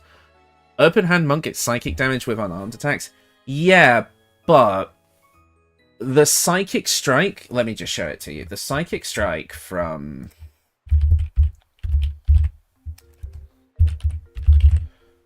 I think it's... What's it called? I think it's called Psychic Strike, isn't it? What was it called? What's the Shadow Monk ability? Hold on. It's Way of Shadow. You have to be very specific when searching things on here. Yeah, Shadow Strike. Use an action and 3 key points to teleport to a foe from a hidden position, striking them with creeping psychic ferocity of the shadows themselves. Deal an extra 3d8 psychic damage in addition to your weapon's damage. So it's just a big, big psychic attack. Yes, Astral Knowledge for in every long rest. Yeah. Maybe Shadow Monk +1 Barbarian for Bone Spike Helmet? That would also get us Menacing Attack. The only issue with Barbarian... Well, we don't need Barbarian... The problem is if we Rage with Barbarian, we would lose Shadow Blade, so that doesn't really work. But the Bone Spike Helmet, as an armor piece in general, giving us Menacing Attack, would be pretty cool. Psychic Overload covers that if we go Shadow Monk, giving psychic damage to everything we do. That is also true, yes. So yeah, we don't really need the Open Hand feature if we've got Psionic Overload. Yeah, that makes total sense. Dwagar Enlarge would help with Monk on arm damage for the bonus action attacks. Right, okay. Don't worry about it, Mark Rainbow, it's fine. There's no error. I am also addicted to Open Hand Monks. Like, I don't know if you guys ever saw the community post where I initially posted how much I use each class and subclass combo in across all my videos up until that point, but Open Hand Monk was like really up there. Ranger, Beastmaster plus / Moon Druid. Hi, Daggermouse. We're not taking any more requests right now because I've got a long list. We're just kind of going over making the first build that everyone kind of voted for, which is a Mind Flayer build, which we've kind of decided we're going to try Shadow Monk. Double Shadow Strike stack. The Shadow Strike stack of extra attack. Well, we can find out if it has a once per turn clause. We must be invisible or sneaking. For it to... Oh, I see. So we must be invisible or sneaking for it to work. Right. So do we want greater invisibility somehow? Probably not. Although that would be powerful. I mean, we can hide as a bonus. Yeah, I don't think it works with extra attack. Simply on the basis of that, once you've attacked the first time, you're no longer sneaking. So I don't think it works with extra attack. No.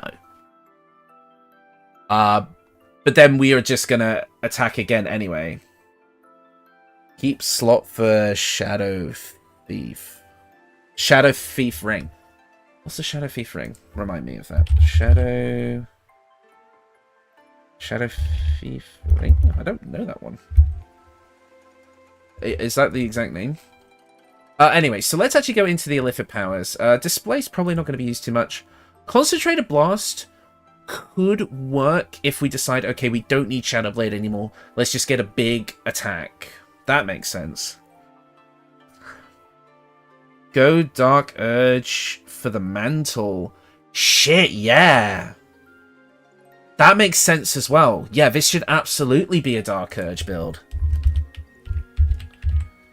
Because then we get the cloak. That's such a good idea. And it would make sense, because you could reflavor it as you're having to fight, like, the Illithid powers kind of taking control of your faculties. That makes sense. I like that. You could play it as, like, a redemption or an evil build. If you're obscured, then you can just turn invisible as Shadow Monk. That is true, yeah. Dwaegar also get that concentration free invis. Yeah, we're kind of back and forth between Dwaegar and Githyanki, but we're already doing a Dwaegar for the beard build, so I might go with Githyanki for this one. Shadow Cloaked Ring. Yeah, that's what I thought they were saying. Shadow Cloaked? This searching system on BG3 wiki is just... It's not great, unfortunately. They do need to fix that. To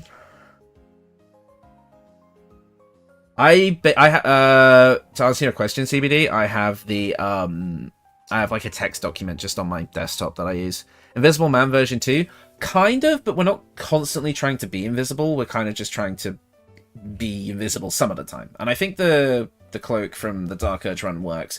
This is more about the Illithid powers. We're just trying to find a unique way of augmenting that. And I think what I'm going to do is I'm kind of gonna, in my notes, have the kind of progression I kind of want to go for with type Shadow Thief. Okay. I tried to, but I don't think it worked. Oh, really? That works? Oh, fair enough. Thank you very much. Yeah, Shadow Cloaked Ring. The wearer's weapon and armor attacks deal an additional 1d4 damage against lightly or heavily obscured creatures made of shadow. We're going to want... Because we get the darkness spell from Shadow Monk anyway, we're going to need a way to prevent ourselves from being blinded, right? Somehow.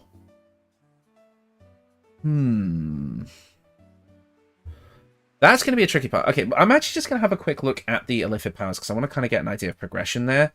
We definitely want Psionic Overload. I think we decided on that for the extra psychic damage. Ability Drain into Fracture Psyche? I don't think that's going to be too necessary.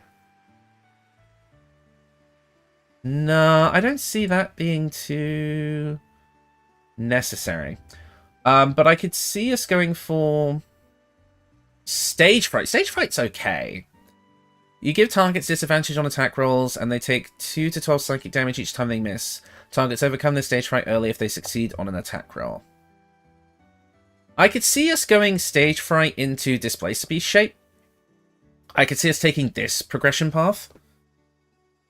Shadow Monks get Dark Vision. Yes, they get the Dark Vision spell, which I don't think, and correct me if I'm wrong on this, I don't think that goes through magical darkness. I could be wrong.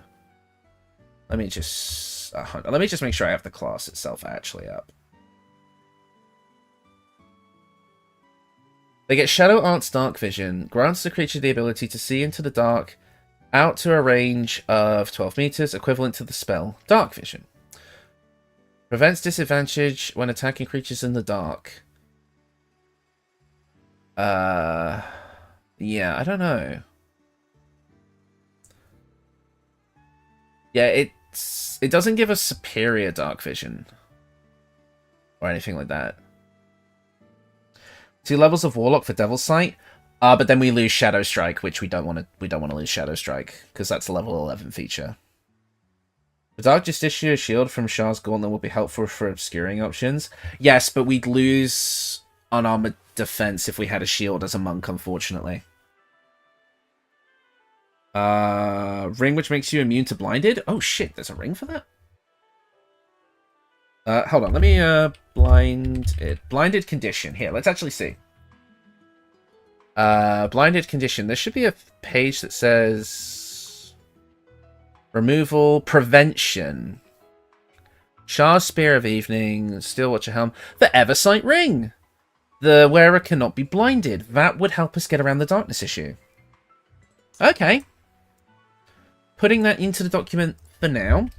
And I believe we also decided on the Shadow Cloaked Ring as well for the extra damage. Oh no, but we wanted the Strange Conduit Ring. I'm going to put all of these in here, and I might decide later.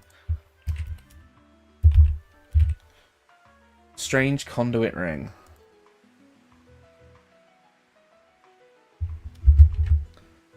Because the Strange Conduit Ring, since we're going to be concentrating on Shadowblade anyway, that just gives us flat psychic damage.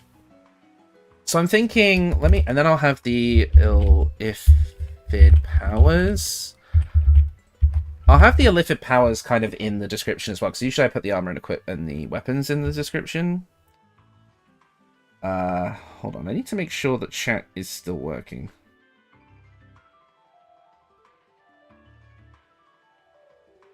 Because sometimes chat just stops for no reason, and I have to, like...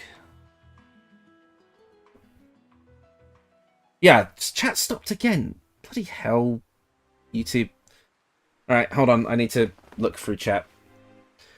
Cull of the Week would be insane with this. Yep, we're going to go with it. There's a ring which makes you need to be blinded. Yep, we just done that. Helldusk Helmet. We could go with the Helldusk Helmet, yeah. I used your gift Psychic Hexblade and then 3 levels of Thief Rogue for extra bonus action with more Illithid powers. After using the Safest and becoming half Illithid. Real fun of focusing on worms. Dark Vision doesn't work against darkness. I tested it with Viconia. Oh, okay. Thank you for letting us know. Sunwalker Wing. It's frustrating that Shadow Strike is locked behind level 11 with nothing else cool. Yeah. Ooh, nice. But wait, if you cast Darkness, you lose Shadowblade, which sucks. Oh, shit. Yeah, you're right. Because it takes concentration, so we don't get Shadowblade that way. An armored defense doesn't seem essential for Shadow Monks, I guess, but you do lose, like, you know, the unarmored movement and stuff, which would be really useful. If it was level 10, we could go 2 level into Rogues for the cunning actions, but nah. You won't need Darkness if you have the Mantle. Again, what about the Helldusk Helmet?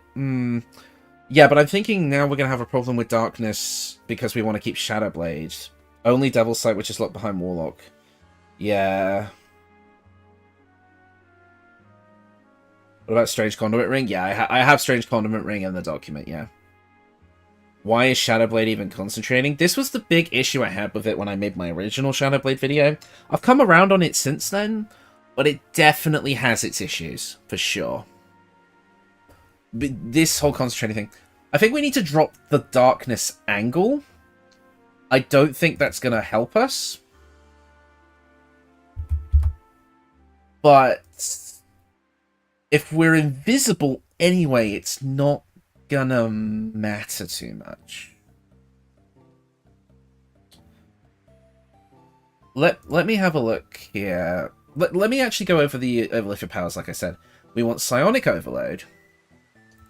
Because that's going to kind of be our progression route anyway. And we want the extra damage from it.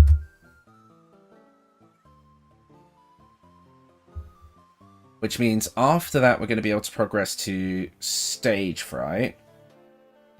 So we definitely want that. I'll kind of put them in order. And then we kind of decided we wanted Displacer Beast shape just because it's fun. And Displace can also do the psychic damage, so it can kind of stack with the other Illithid powers as well. As you can kind of see here. I think I want to grab this just because it's going to be fun. And I think if you follow a guide about how to get like all the tadpoles and stuff, you should be able to get a lot of the tadpole powers for sure. Right. I think we Concentrated Blast is a good one because it's one of the early ones that you get. And we could go from that into some of the more powerful stuff as well.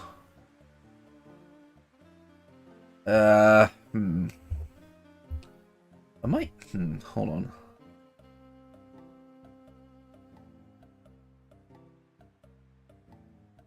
I'm just going to go to YouTube's live studio on my PC real quick, just because I think something has gone wrong. Give me 1 second, ladies and gents. Darkness is not essential, just strategies to obtain obscurement. Yeah.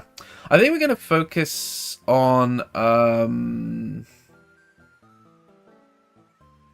more or less on the the invisibility aspect, I think. Because I think that's going to work better for us in the long run. It looks like chat is still working. Okay, good. I don't know. I'm nervous about chat just not loading for some reason. Okay. I think Concentrated Blast into Sonic Backlash and then Mind Sanctuary / Freecast.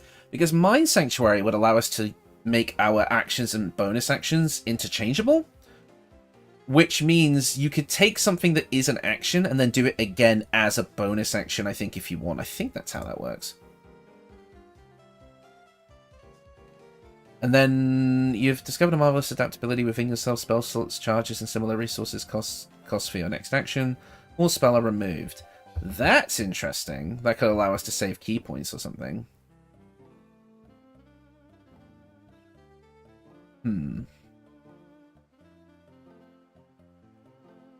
Quick reminder, I'm still here, but I'm just less knowledgeable on the lipid stuff.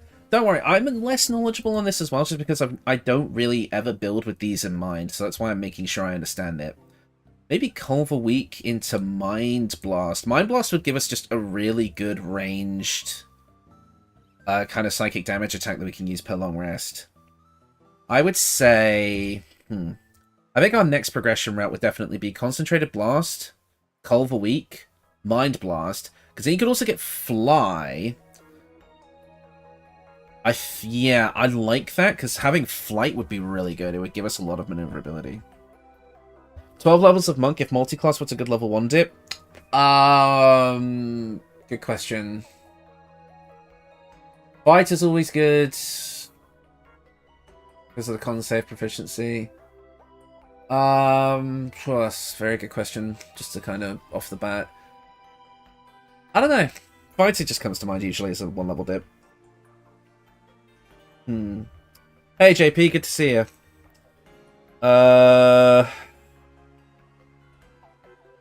Also keep in mind that multiple ability checks during the Zephyrs will be essential. Yeah, you're going to want these as bonus actions for sure.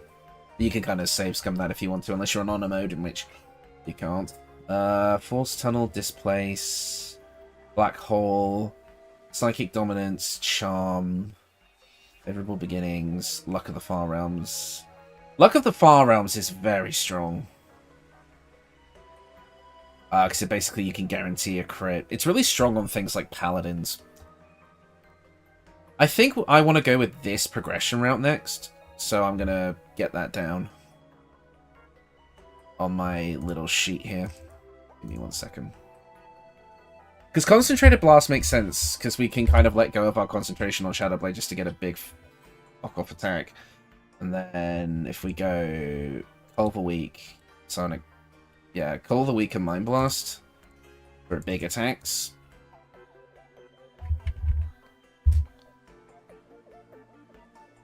This is definitely the most mechanical build by far. Like, this is so, like, very high technical, which isn't usually what I go for, but...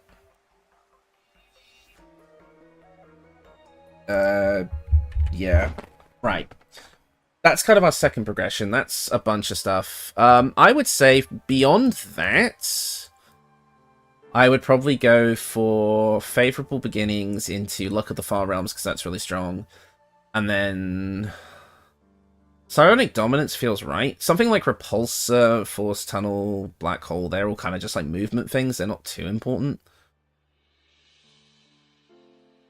And then I'd probably go Message. Don't you get Fly from going half full of it? Do you just get it for free? Oh, fuck that. I'll leave that out then. It's just attack on afterwards anyway. It's not a huge deal. Lots of brains behind this build. I wish. I wish I was that smart. My int skill is like 8.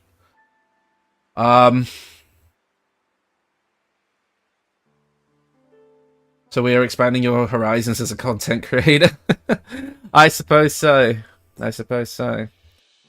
Yeah, I'm not too worried about the general progression of the Illithid builds. I think we've got the main things that we kind of want, because we've gotten all the things that work specifically with our build. We've got Psionic Overload, and we've got like Concentrated Blast and Cull the Weak and Mind Blast and all that good, sort of good stuff.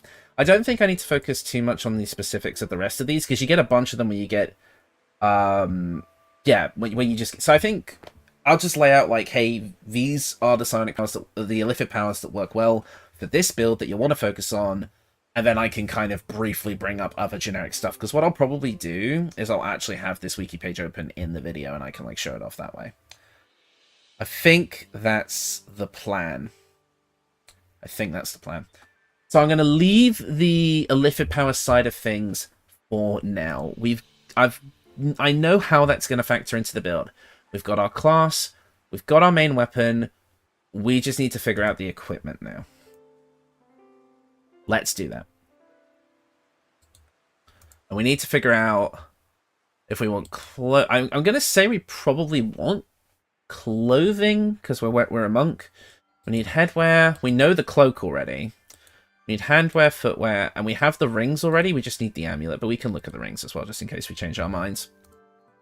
For the clothing, I don't know if there's anything that's deliberately psychic related, unfortunately. We'll just have to see. Oh yes, that's right, we were going to do absolutist equipment. Hold on. I'm going to look absolute... Yeah, it's Absolute's Talisman, Absolute's Warboard, Absolute's Protector. The Absolute.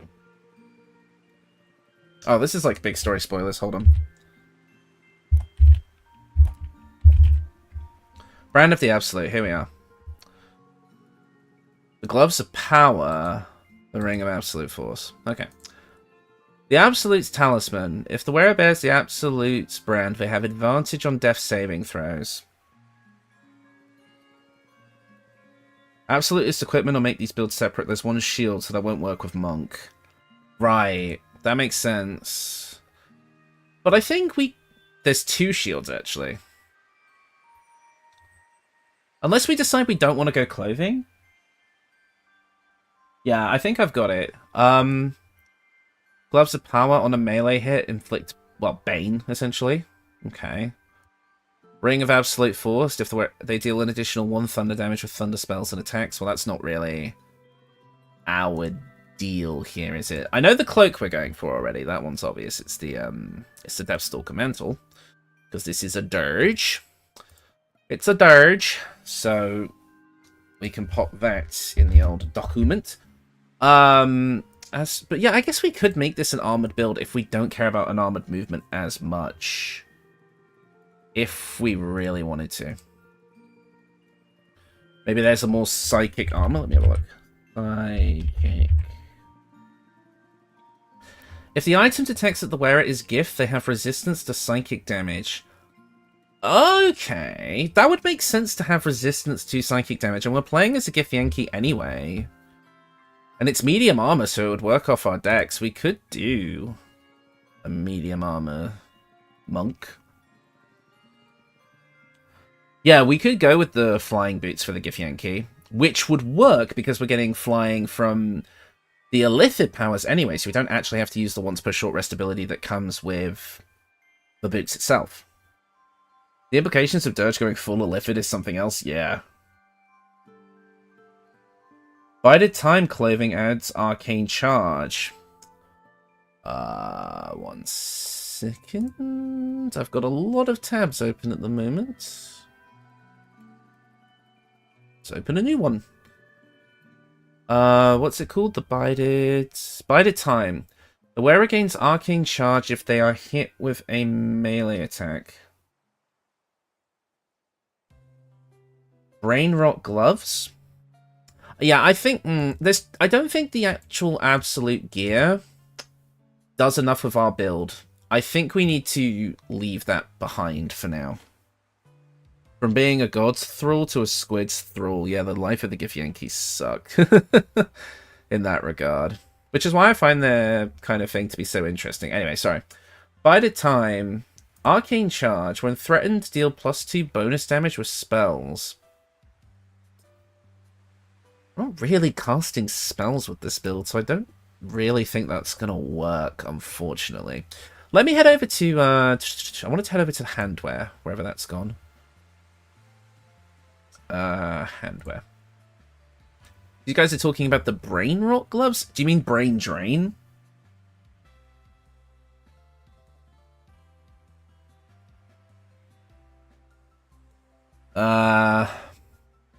Whenever you deal psychic damage, you also inflict mental fatigue. Oh, right, fair enough. But yeah, well, I was thinking of, like, Flakith. The affected entity has a -1 penalty to Wisdom, Intelligence, and Charisma saving throws for every turn remaining. When it fails one of those saving throws, or has 5 or more turns of this condition remaining, the entity takes 1d4 psychic damage and is no longer mentally fatigued. Mental fatigue is a maximum duration of 7 turns. Okay. Is Shadowblade considered a spell? Yes and no. Because it technically, what it does is the spell summons a weapon to your hand that you use like a weapon. Does that make sense? TikTok brained gloves? Okay, so this would basically just be we'd be constantly getting that extra little bit of psychic damage. That's cool. I like that. Okay. I could see these being good. I'll pop them in the document for now. And we'll move on from there for now. Yeah, I'm still bouncing between, like, clothing and armor here. God, the TikTok build, though. Why is it every time? Like, this is the second build that we've made now that it's turned into a meme. Oh, dear. Right, let's have a look. We could just go for a piece of clothing that would just, like, give us, like, a +2 to our dex or a +2 to strength. Like, just something to kind of give us a bit more room to work with. Because we're already dedicating, I think, a feat to Warcaster to make it easier to maintain concentration. Are we making a Shadowblade build? We're making a... Yes, Mike, we're making a Shadowblade build that uses Shadow Monk and Illithid powers. That's kind of what we're going for. Otto's Irresistible Dance. Let's see.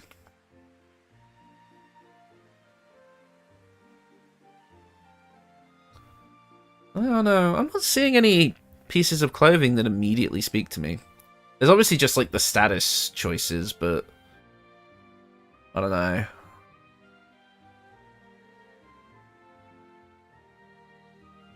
I'm curious, would Arcane Charge add to Shadowblade damage? I don't think so, because it's technically...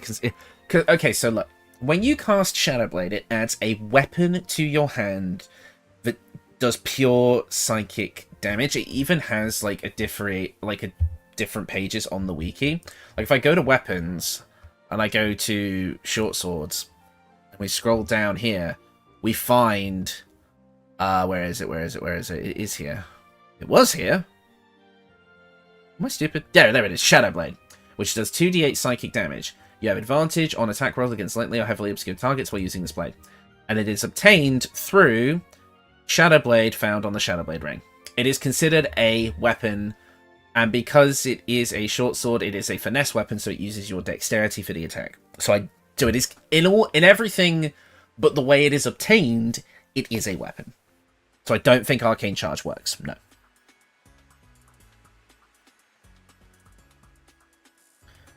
You can have a hireling to give you the Constitution Stone to help maintain concentration. That is true. That is true. Let me pull that up real quick.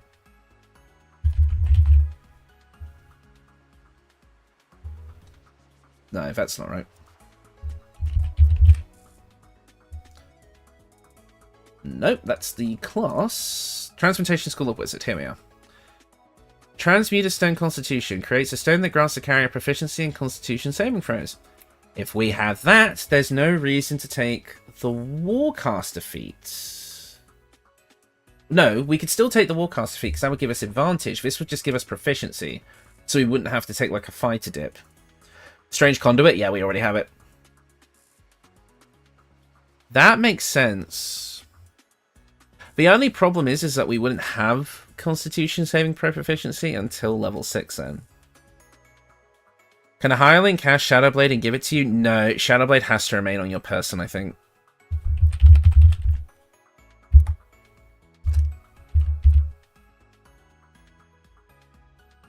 Yeah, the Shadowblade can be unequipped and equipped again, but it must remain on the spellcaster's person. Unfortunately, that does not work. Good thought, but no. The biggest things that I found that hirelings can do is you can have a hireling with really high constitution, high HP sit in camp and cast Warding Bond on you, and you can twin cast Warding Bond with some sorcerer levels to give basically 2 of your companions resistance. Get 2 hirelings that can do that, and your whole party has resistance to everything. That's something a hireling can do. That same twin casting hireling can also have the Drakethroat Glaive and twin cast for you as well. Okay, we've devolved into a TikTok chat. Just judging by the language being used. Yeah, I mean we could go for that. I think that would make sense. I'll throw that into the document.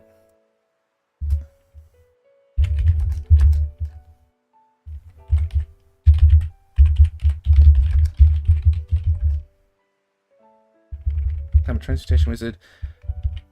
Make a constone. There we go. I'm sorry. You should be. All right, back to what I was thinking of before. We need to figure out if we're wearing armor or clothing or what the hell we're doing. We still need a piece of headwear. Actually, is there anything psychic related for headwear? Psychic Leech. When an enemy fails a Charisma, Intelligence, or Wisdom saving throw against one of your spells or no, that won't work because we're not using spells or cantrips. We're using... Oh yeah, the Bone Spike Helmet we kind of thought might be good for menacing attack. Even if we're not raging to get that psychic damage attack, we could still get menacing attack, which would let us inflict frightened and give us a bit more damage on our attack as well. Fun fact, you can disarm the Emperor to get his stick. Yeah, there's the Staff of the Emperor you're thinking of. It doesn't help in this circumstance, but I have it because it looked cool. Does the Shadowblade use your casting stat to hit? I know Flameblade does, so I want to know. Shadowblade uses your dexterity because it's considered finesse. Diadem of Arcane Synergy. Yes! When you inflict a condition, gain Arcane Synergy, which would add our Wisdom to the damage of our attack. Although...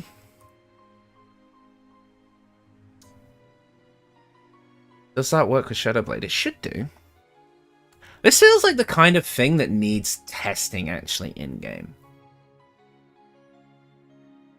This is the problem. I would say this could be good. I'm going to have that on the back burner, but I'm going to keep looking. Bone Spike Helmet was another option. We're not going into... I'll stay in the kind of clothing range for now, because again, I'm not sure if we're using armor or clothing yet. Mental fatigue is a condition. Yeah, we have the gloves for that already. Mental fatigue? Which one? Hold on. There's only the... I know we... Are you guys talking about the handwear? Because we already have that one. The brain drain gloves, we've decided on that one for the build already. I've already got that in the document.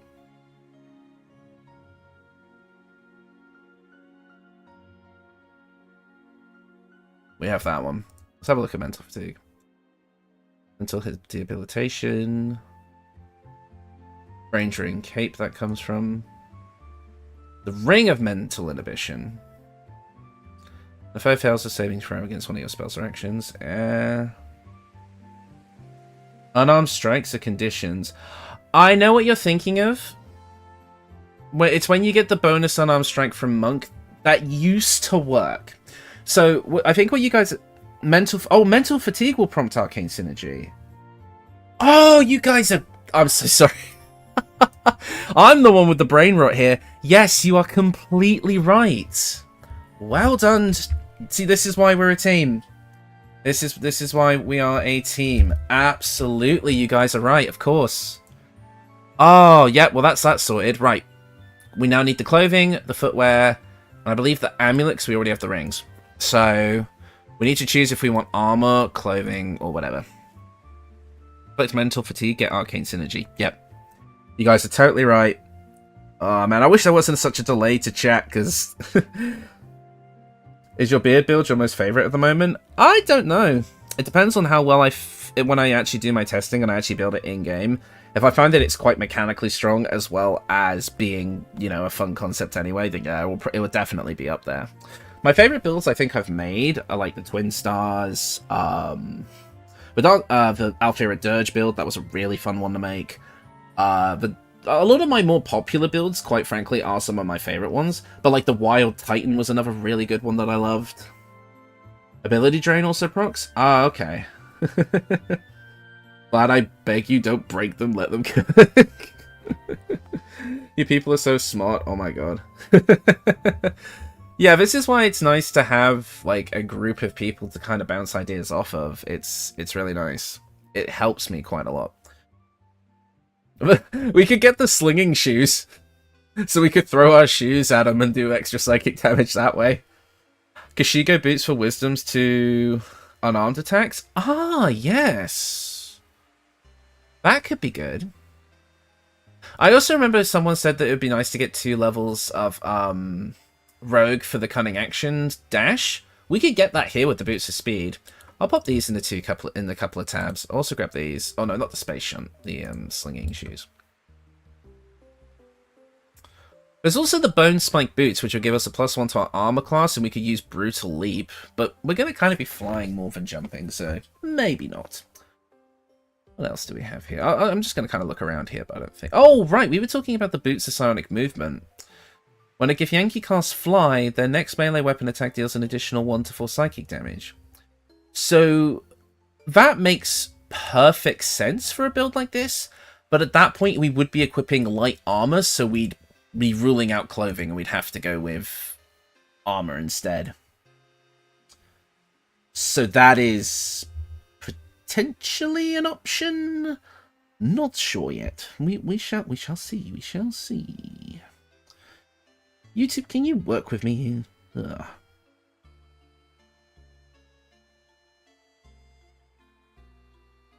Right.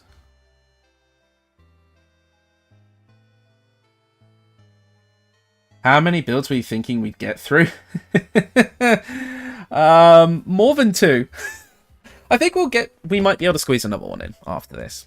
I always forget, like, you think I would understand how long the build making process takes, but I think I just get distracted by what's going on in chat so much, and I actually enjoy talking with you guys just as much as I like doing what's actually going on stream. But I kind of forget to actually do the thing I'm supposed to be doing. I thought we'd maybe get through like 4 or 5, but then we were on beards for an hour, so you know.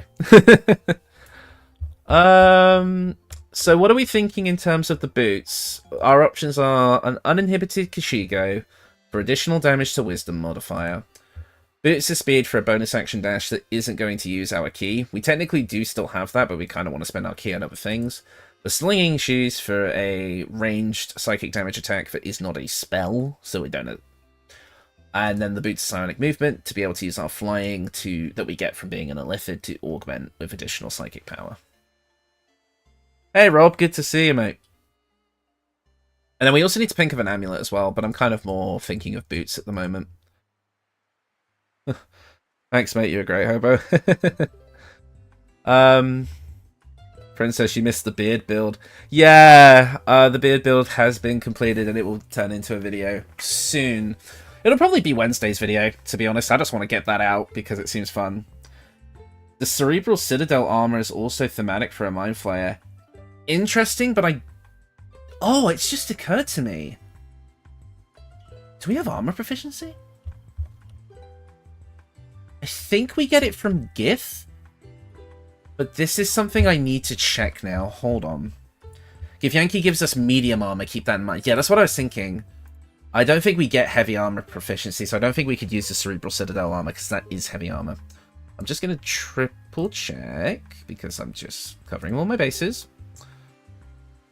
Yeah, light and medium armor we just gain from Gith Yankee anyway. We also gain short sword proficiency, which I think Monk already got, but that works for us anyway, because Shadowblade is a short sword, so... We're also getting enhanced leap and misty step and such like that, which is nice. You should scroll down to the notes on the psionic movement boots. Oh, son of a bitch! God damn it. Literally the one thing I was kind of thinking of.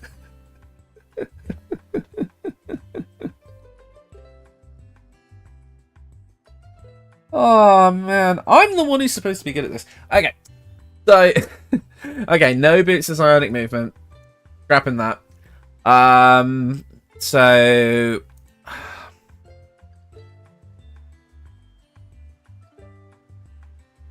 Have you ever tried an Odin build? Not yet. I might do it soon. Thank you for asking, Big Daddy. Good lord. Okay, some of your names. I think we've had CBT and now Big Daddy. We've had a few interesting ones. Is this a monk build? It may be best to stay unarmored for the speed boost. That's what I was thinking, but none of the clothing options have really... Yeah. Yeah, so you need the fly spell for it? Yeah. I think I'm seeing a lot of people say boots of uninhibited Kashigo. So I think that makes the most sense just from the power building perspective. But obviously the other options are there. Again, I could just present the options. But we'll go with uninhibited Kashigo for now, just so we're not stuck on it for too long. So now the only things left to figure out, I guess, would be... I mean, I want to stick with clothing if we can help it, because I feel like that's just going to play to the strengths of the build. If you really want Cerebral Citadel, you could take the feet. To be honest, I don't. I get that it's on theme, but... I'm just not that into it, really. Because it gives us immunity to being frightened, which is fine. If the wearer is infested by a Mind Flayer tadpole, they gain a +1 to... They only just... Like, it just gives us a +1 to our saving throws and immunity to frightened. Which is fine, but I feel like going so far out of the way just for it isn't worth it. How can a nickname be so wrong? I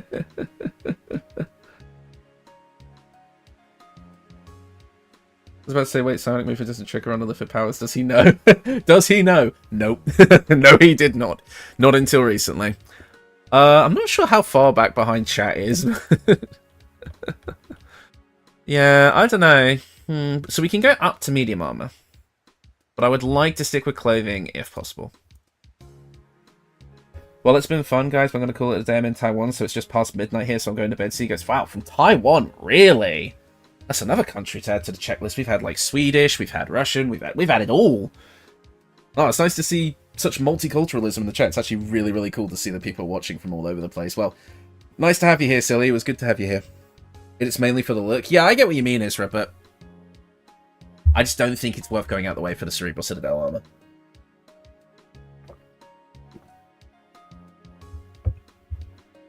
Let's see.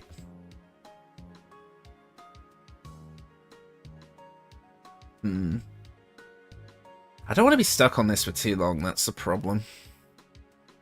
Germany here. Wow, awesome. Yeah, see you, Silly. It was good to have you. Yeah, we will be doing the Zathis thing. I will mention it for sure.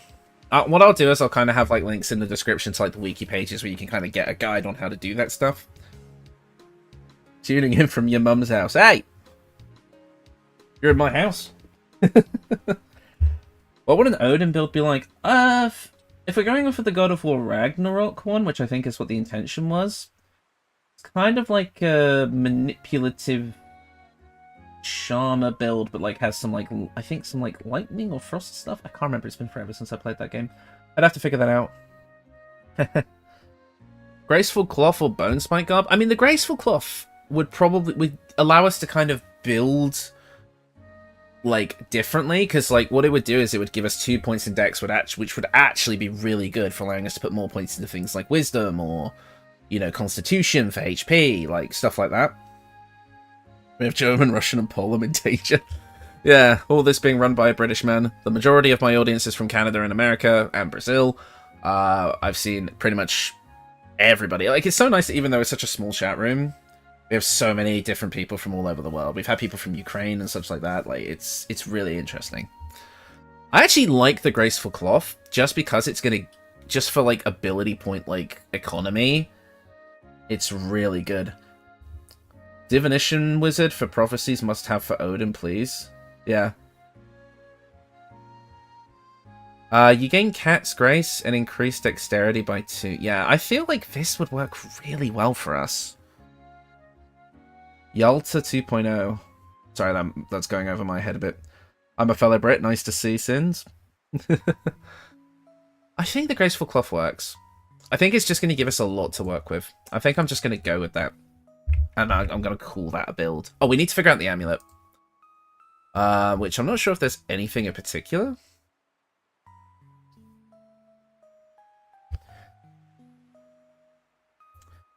If dual wielding, can use the short sword that adds psychic damage if attacking with advantage? If attacking with advantage... Hold on. I think I know the one that you're talking about.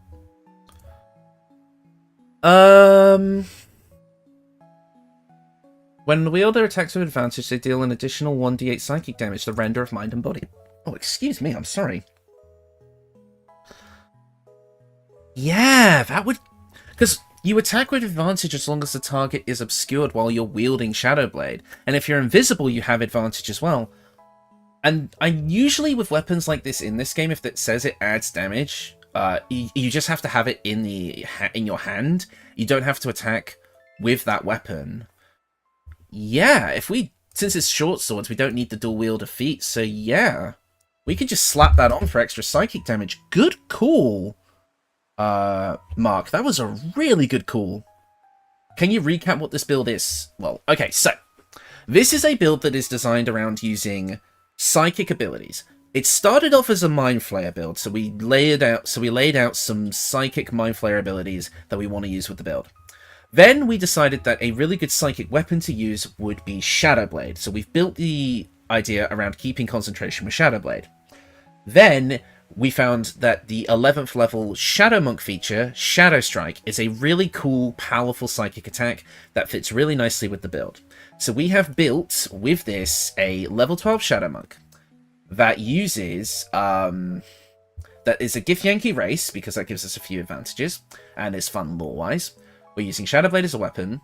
We've gone for a bunch of equipment that is going to help us deal mental fatigue and, you know, bump up our unarmed strikes and such like that. And also, it's a Dark Urge build as well, which means we're going to get the Deathstalker Mantle, allowing us to be invisible, which is going to help. We're using, you know, basically just stacking a lot of psychic stuff. That's basically it. Yeah. That's what this is. We just now need to figure out an amulet. That is what we're missing.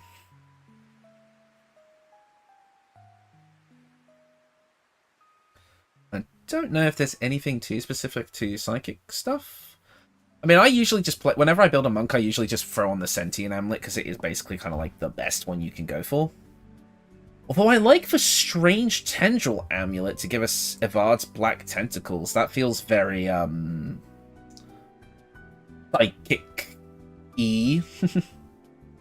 That takes off the Psychic Shinobi build as well. That's true! Yes, good point, Noble. That's a very, very good point.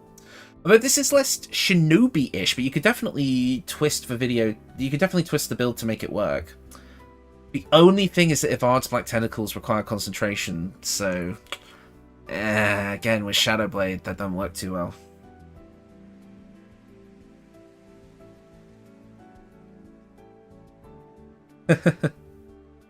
Yeah, Sentient Amulet. Well, it's just so good because you get a fun site. Oh, I've just closed the Amulet page, which I did not mean to do.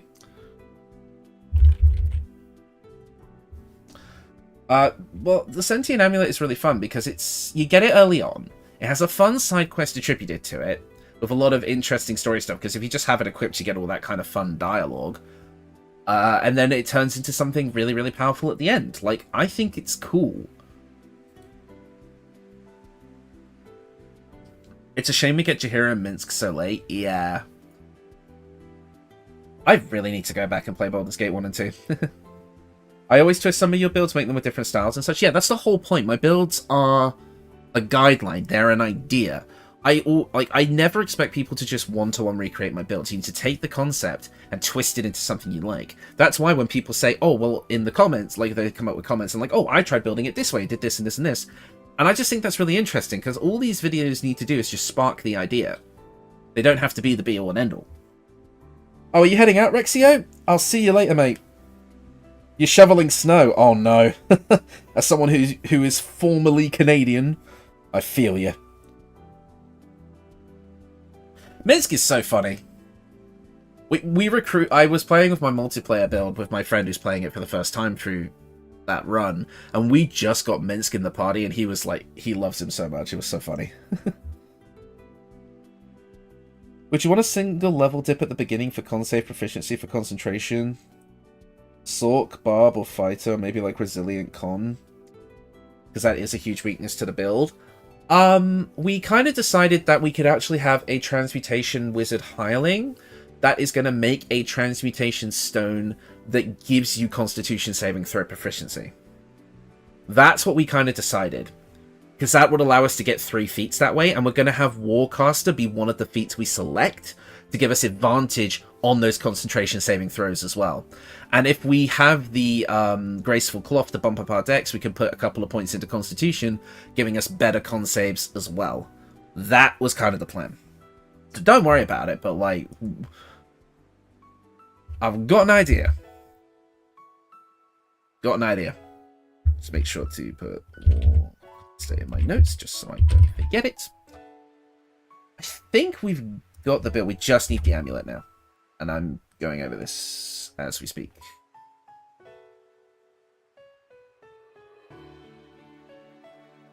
That's a thing you can do? Yeah.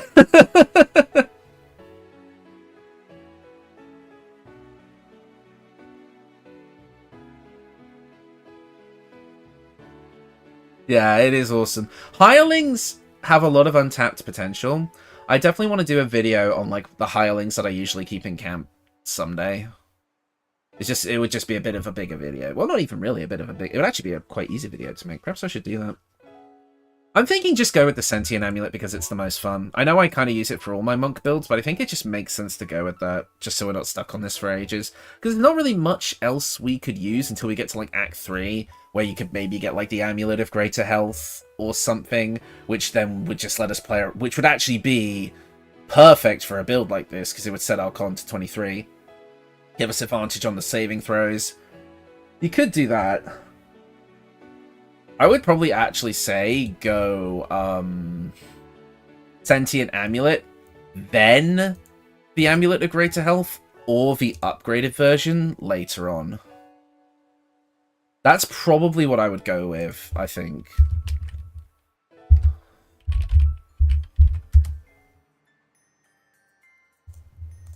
Yeah, that's what I'm going to go with. Okay. Well, that, I think, is the Mind Flayer build done. It is a Dark Urge, level 12 Shadow Monk, which focuses on using Shadowblade and Mind Flayer abilities to get massive amounts of psychic damage and a ton of unique and interesting effects. I'm incredibly drawn to a Cleric Warlock build, which is very dumb, but I don't know why. I mean, it's an interesting idea because you have the powers of a god and the powers of a patron, and they're constantly in flux. One of my original ideas for a D&D character was someone who was a Paladin Warlock, which I know works a bit better mechanically, that is basically they were a half elf. They had an elven father who was a paladin to a deity, and they had a human mother who was a patron to who was a warlock for a patron, and so the paladin is from a family whose every descendant becomes a paladin of that order, but the mother promised the patron the soul of their firstborn child. So when that child was born, the god and the patron got basically into an argument and a clash over who actually, owned the rights to the child, basically. And so they both gave the child their powers, and whoever's power was more relied on throughout the child's life would basically own their soul afterwards. And as such, we cut to the character, when you actually play them in D&D, being an adult now, constantly having to balance their warlock and paladin levels and their abilities, both mechanically and lore-wise. That was kind of my idea for a D&D character once upon a time. Life 2 cleric / warlock, your pack spells for big heals. Yeah, that could work. But yeah, I think we've got the Mind Flayer build done. That'll probably be Friday's video. And I have to remember to mention the Resonance Stone as well, because obviously...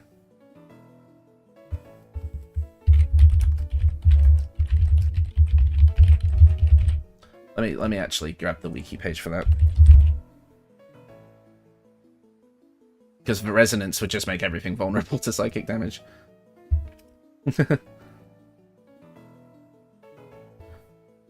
Does a Shadow Strike affect all attacks made that round, or just once per activation? Let's have a look.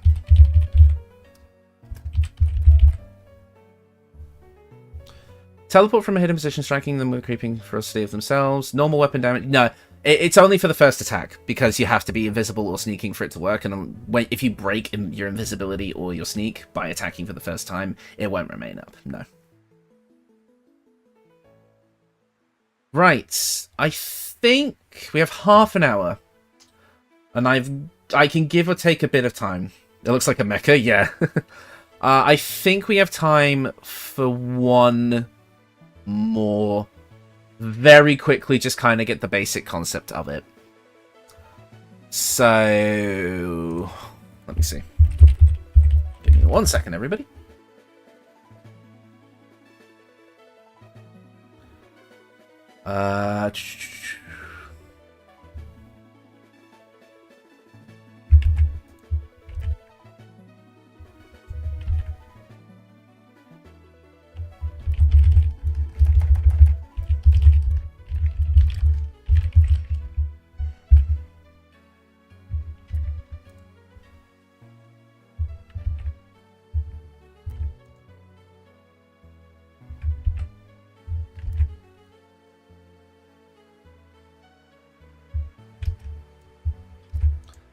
Sorry if I'm going a bit quiet, I'm just trying to get this done as quick as I can.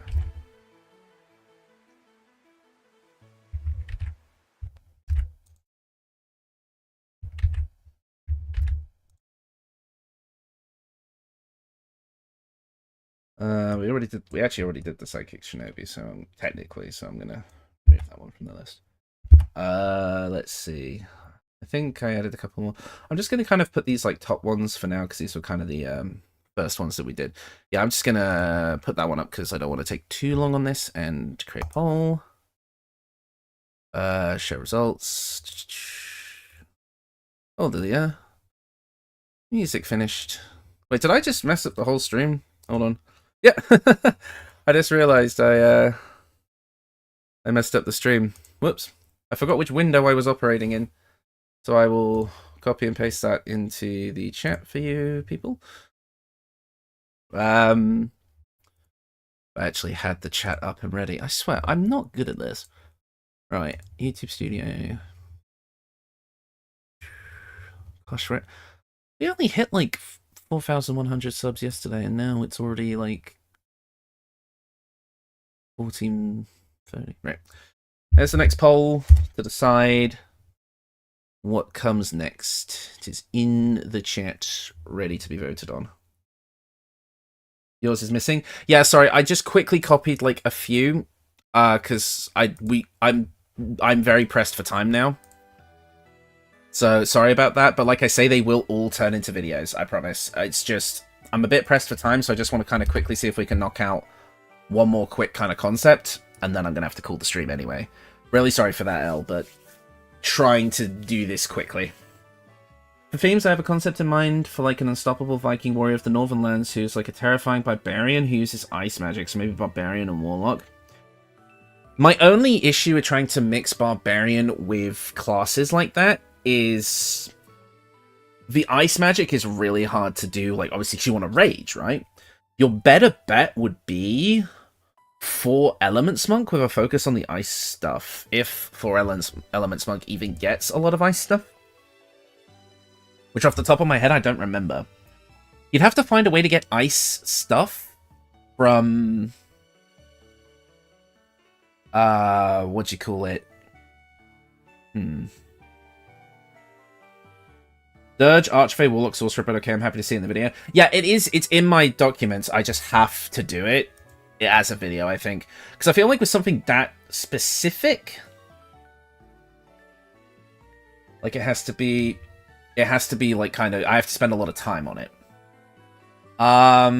We had, yeah, that was the Dark Urge Redemption one, wasn't it? Yeah, Dark Urge Redemption, Sorlock, which was, yeah, Archfey, yeah. I think that was the same one, because I have a few different sorcerers here. Alright, it looks like Wild Magic Sorcerer with the nature theming is pulling ahead. I totally forgot about Ice Block. Yeah, they get an Ice Block and Ice Knife. Dude, I wanted to make a build based around, you make the Ice Block and then you throw it at people, but it doesn't let you. You can't pick up the Ice Block. It's so stupid. Oh, I was gutted when I found that out. I wanted to make a build based around the Ice Block. Ah.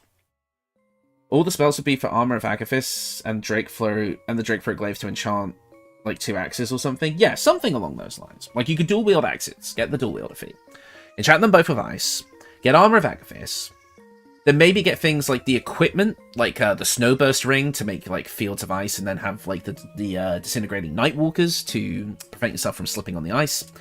Stuff like that. Sleep enemies and just sneak attack them could work with Dirge. That's true. Yeah, I know I'm weird for I'm known for weird roleplay concepts. Don't like the stuff I've come up with for stuff like that. Like for when I'm like theory crafting characters, because when I theory craft characters, I do it for D&D, but I also do it for like Call of Cthulhu. And I think like one of the characters I played for our Call of Cthulhu campaign was like a stage magician. He was a French-British immigrant, and his whole thing was like doing like really in-depth illusion tricks, but also like throwing playing cards to deal damage, like sharpened playing cards. So fun. Yeah, you can't pick up the ice block. No, you can't. It's considered too heavy, and I've tried it with like I've tried it with like the Colossus elixir thing, and it didn't work for me unless they've changed it. Plus, I wanted to put Eye Bite with the sleep build too. Oh, okay. Yeah, well, that would make sense, because Eye Bite's like one of the best ones. So I'd have to build that out, but yeah. I'll repost the link in chat just in case people missed it, because I don't know if it worked all the way.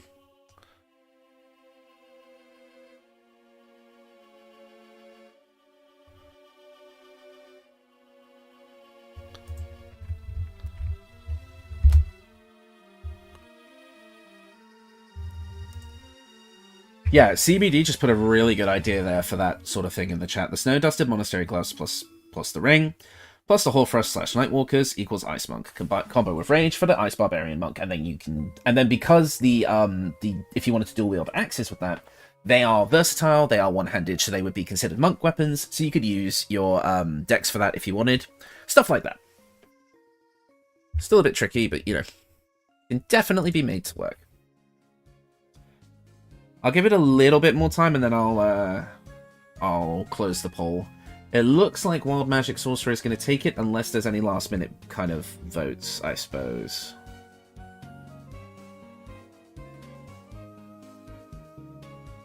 Become Yeti.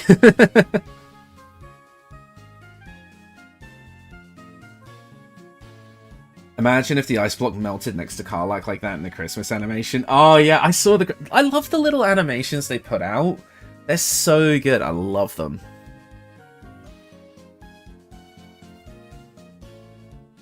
Getting Eye Bite is a big investment though. If you want to be melee, then that's almost pure blade block. Yeah, but if you're making a sleep build based around sleep, you don't have to be a melee build. I like Gish builds as much as the next guy, but pure Spellcasters are just fine. That ice cube weighs 200 kilograms? Who came up with that? Wizards of the Coast or Larian? One of those two. Alright. I think we're gonna go with Wild Magic Sorcerer. Looks like it has taken the vote. So we'll do that. We will do the Wild Magic Sorcerer with a nature theme. So let's take a look at what we're working with as far as that's concerned. Let me just move that one up the old document just for my own peace of mind.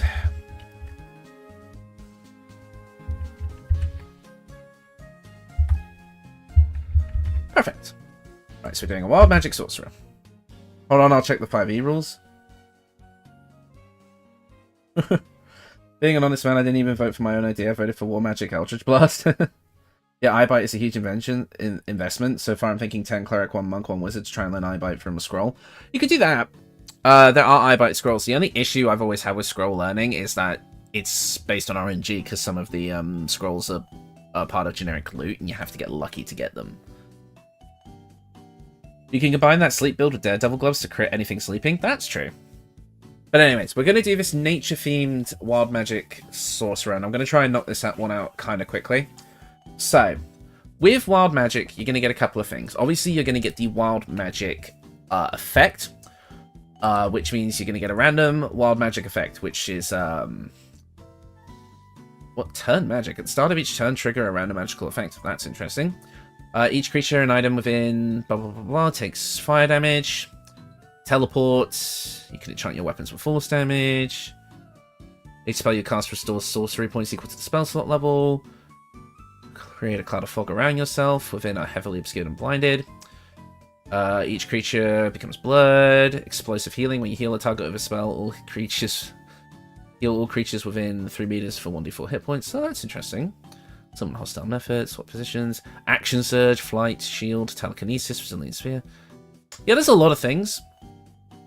I don't think it's worth trying to build around any specific effect from Wild Magic. I think we're just going to be looking to build a nature theming that has the kind of chaos aspect to it. Damn it, I missed the poll. I posted it twice, but I feel like, again, just because I'm going to have to wrap up stream within... I could probably say 20 minutes to half an hour. I want to kind of get one more out.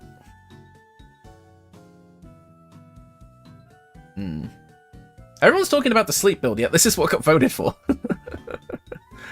So let's see. Wild Magic.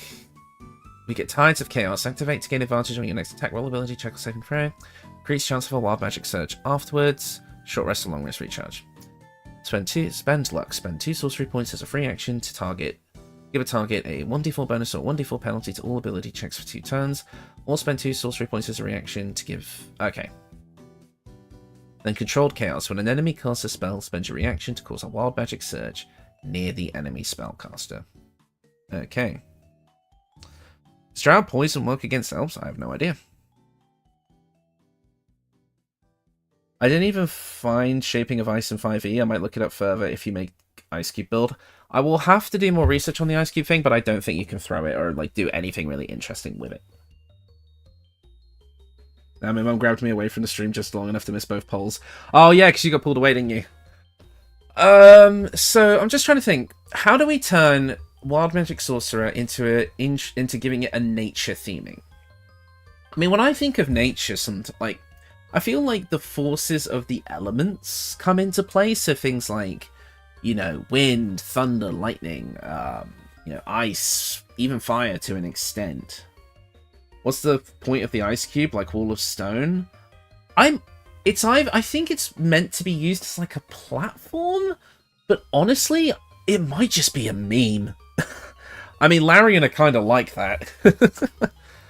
Wild magic sorcerer with a nature theme. Kind of look at the spells that we get here. I mean, I can see Gust of Wind, maybe, but it's not really a great spell. Really having to rack my brain on this one. Sleet Storm, that's a very naturey spell. I think we should go 6 levels of Sorcerer at most to get better luck. I also added later that the wild magic comes from the Fae, so there's maybe something to add here. Well, we've already done an Archfey Warlock this stream, which was the Beard build. So I'm not sure I want to go down that route again so soon. Bards get some Viney spells on the Druid list, but I don't know how to take advantage of them. Yeah, that's the problem, because my immediate thought was take the level of the level of Sorcerer at level 1, get the Constitution saving for proficiency, and the ability to trigger Wild Magic Surges. Because if you don't know, all you need to do is take 1 level of Sorcerer, get Wild Magic, and then all of your spells, no matter what class you get them from, will have the Wild Magic thing applied to them. So if I went for a level of Wild Magic Sorcerer, and then decided to go the rest of the way Circle of the Land Druid, all of my Circle of the Land spells have a chance to have a Wild Magic Surge. Yeah, Ring of Feywild Sparks is absolutely being on this build. That's already been decided. Maybe a dip into Druid even? I'm thinking Druid would be the dominant class, really. Nature Cleric and the appropriate deity. Nature Cleric could also work. That definitely could work. I mean, because again, I don't know if the idea is really, like, meant to be that you're primarily a wild magic sorcerer, or if it's just like you just want the wild magic surge. That's what I'm kind of wondering here. Like, how far do we actually want to take this? What meme build are we making this time? Wait, you're still live? Yeah, Hammock, it's not been... I know I said I might only do it for like 2.5 hours or so, but it's kind of run over. Yeah, Druid would most likely be the main class. Yes, Land Circle. Yeah, that's what I'm thinking. What meme build are we making this time? We made the Beard, which was a meme build, which you were there for. We then made a Mind Flayer Shadow Monk Githyanki that used Shadow Blade, which is going to be a really fun build. And we're now currently trying to build a Wild Magic Sorcerer that has a nature theme to it. Let me see. Let me pull up Druid. What about Mild Magic Sword plus Wild Magic Barb and more into Druid? I think Wild Magic Barbarian and Wild Magic Sorcerer, that needs to be a different build. Because I have to specifically build around the fact that Rage is going to cause the issue of not being able to cast spells. So I feel like I need to build with that more in mind, whereas this, I think, does want to cast spells more. I'm definitely thinking Wild Magic Sword and Wild Magic Barb will be a separate build, I think, naturally. But it's a good idea, but I think with only 12 levels, it's a bit tricky. Let's have a look at Druid real quick. Circle of the Land. Yeah, because we'd get an additional cantrip, we'd get tons and tons of spells if we go Druid. I see that, Vlad. I am going to try and make a proper Barbarian Sorcerer build of Wild Magic. Just not this build. I think this needs to be a different build.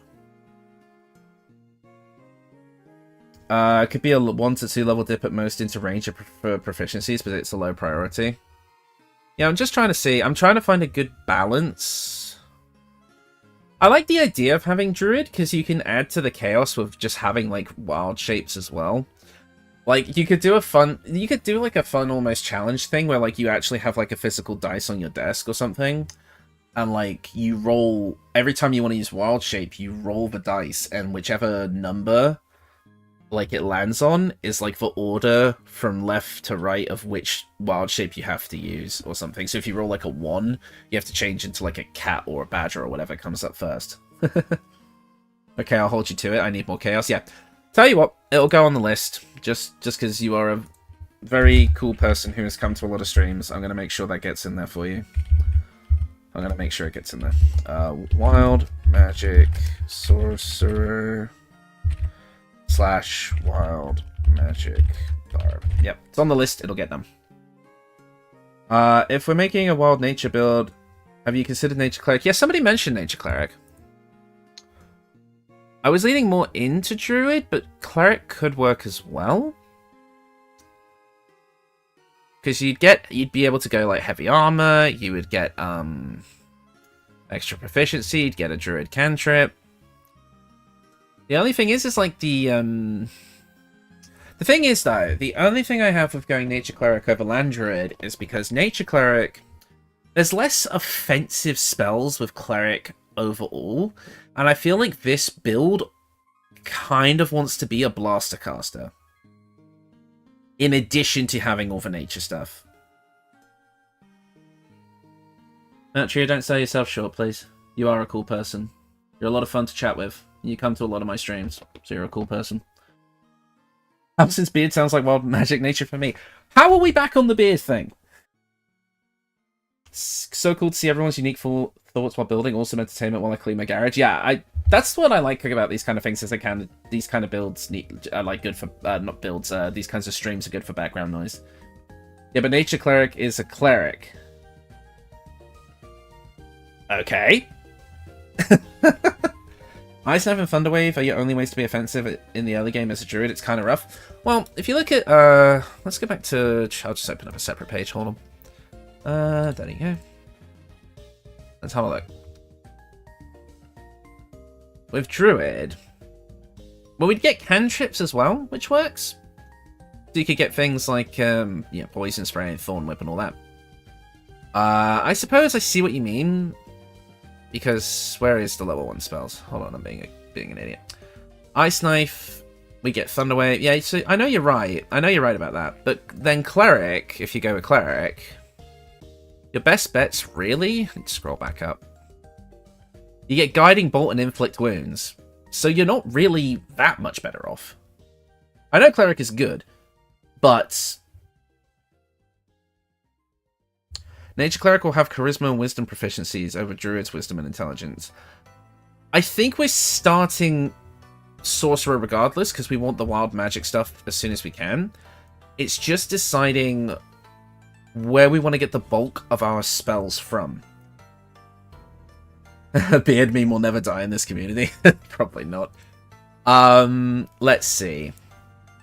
So, I think we're... And the thing is we also have to decide how many levels we're going to take of each, right? And what we get from those levels. Because if we say we want to take Wild Magic to level 6 for Ben Luck, right? Just as an example. That gives us 6 levels to work with the other class. Do we get more out of Nature Domain? Or do we get more out of Circle of the Land Druid? In my opinion, I think we get more out of Circle of the Land just because we get a sheer amount of extra spells from Circle of the Land, and you get a ton of options. And again, if we're taking the idea of the wild magic being similar to the chaotic elements of nature, kind of wrestling around inside this person, then you want things like lightning bolts and, you know, sleet storm and, you know, fireball or something. You get what I mean? Well, we would get fireball from sorcery. You know what I mean? Really? But both Druid and Cleric have both more armor and weapon proficiencies? Yeah, I know, but... I think this is more of a caster build, because the whole point is that it's meant to be built around Wild Magic Sorcerer, meaning that you want to be casting spells as much. I don't know.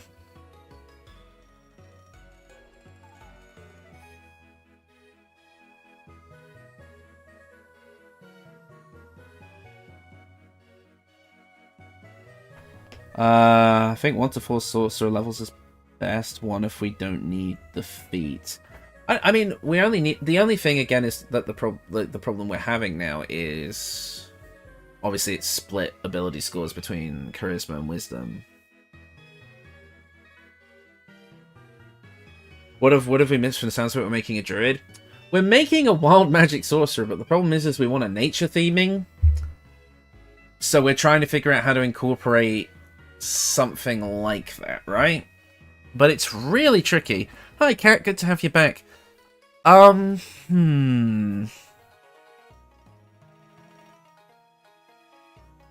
see.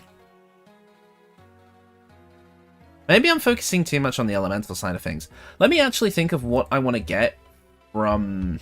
Tell you what, I'm just going to look at the raw spell list, actually. Hold on. I'm just going to kind of pull out some nature-themed spells from the spell list here on the wiki and see what I can go with from there. Thorn Whip, absolutely want that, because that is one of the most nature-y nature spells to ever nature. From level 1... Well, we kind of get Speak with Animals anyway, but I'll just have that up.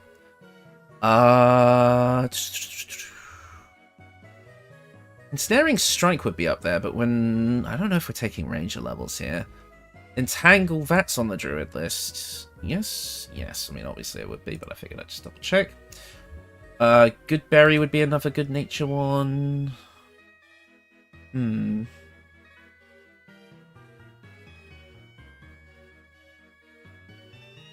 I see a point there, Hammock, actually. Plenty of Sork spells don't scale with Charisma. That's true.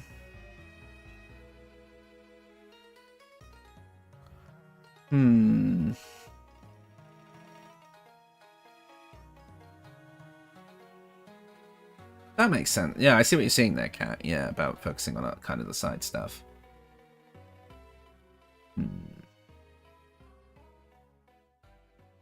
What about like nature-y kind of stuff? Spike growth would be there.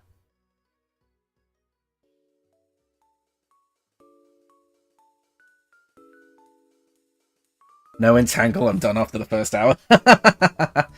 You can get Thorn Whip as a cantrip with the Sorrow Glaive. Ah, that's true. But I feel like we're going to be taking a class that's going to get us that either way. I'd rather not restrict our weapon choice if we can help it. Grasping Vine. That is a nature spell, but it's kind of bad. And then the higher level spells I'm not as worried about because I don't think we're going to get there. Then level 3. Level 3. Bleat Storm would definitely be up there. Well, I like this music. Kind of bouncy. I don't know. Dip Sorcerer for Wild Magic and Con Proficiency. Concentrate on Druid. Yeah, I agree with that, actually.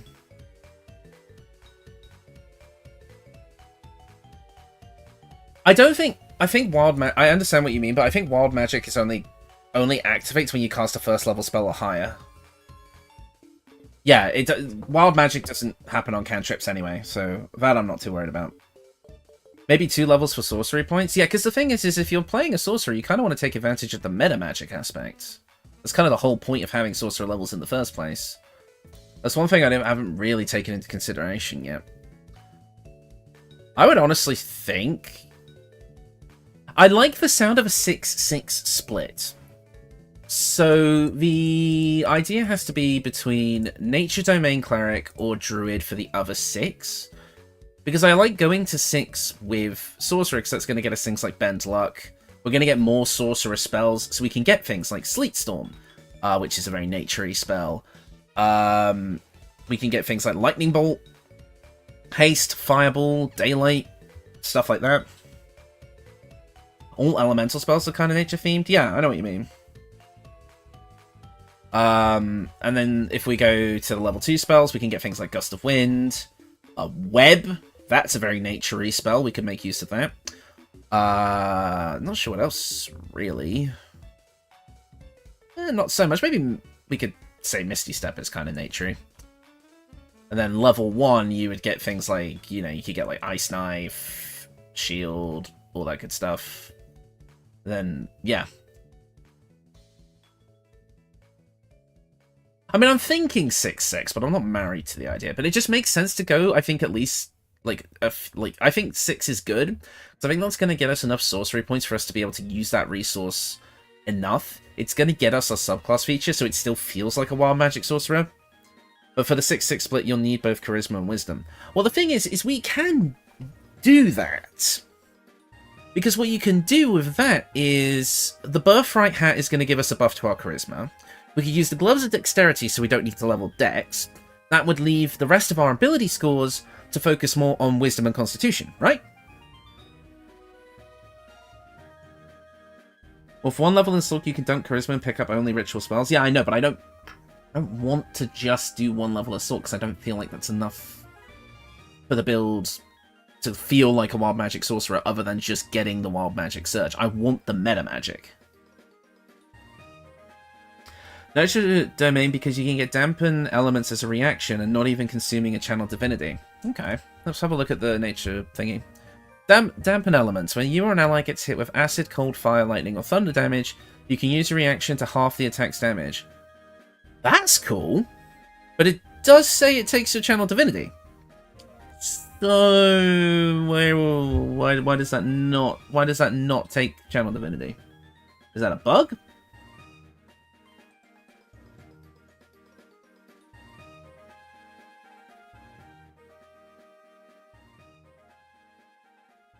As for what you're saying there, Elle, I don't think you can put links in chat, because anytime someone posts links in like comments or chats or whatever, that's not the actual YouTuber themselves, friggin' YouTube just nukes it anyway.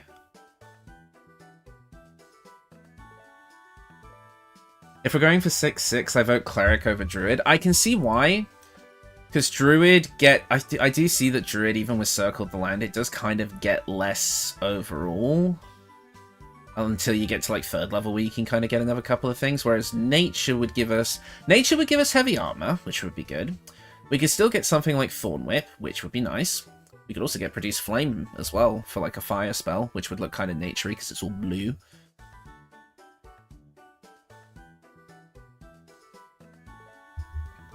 Charm Animals and Plants, that's something. We'd get Bark Skin, we'd get Spike Growth, we'd get Plant Growth, we'd get Sleet Storm, so we wouldn't need to have to take it as a sorcerer. That's not so bad. We'd also get the Dampen Elements thing. I like it. I like the Nature Domain Wild Magic Sorcerer mix because it's so bloody out there. Like, where else would you ever want to even consider building something like that? Huh.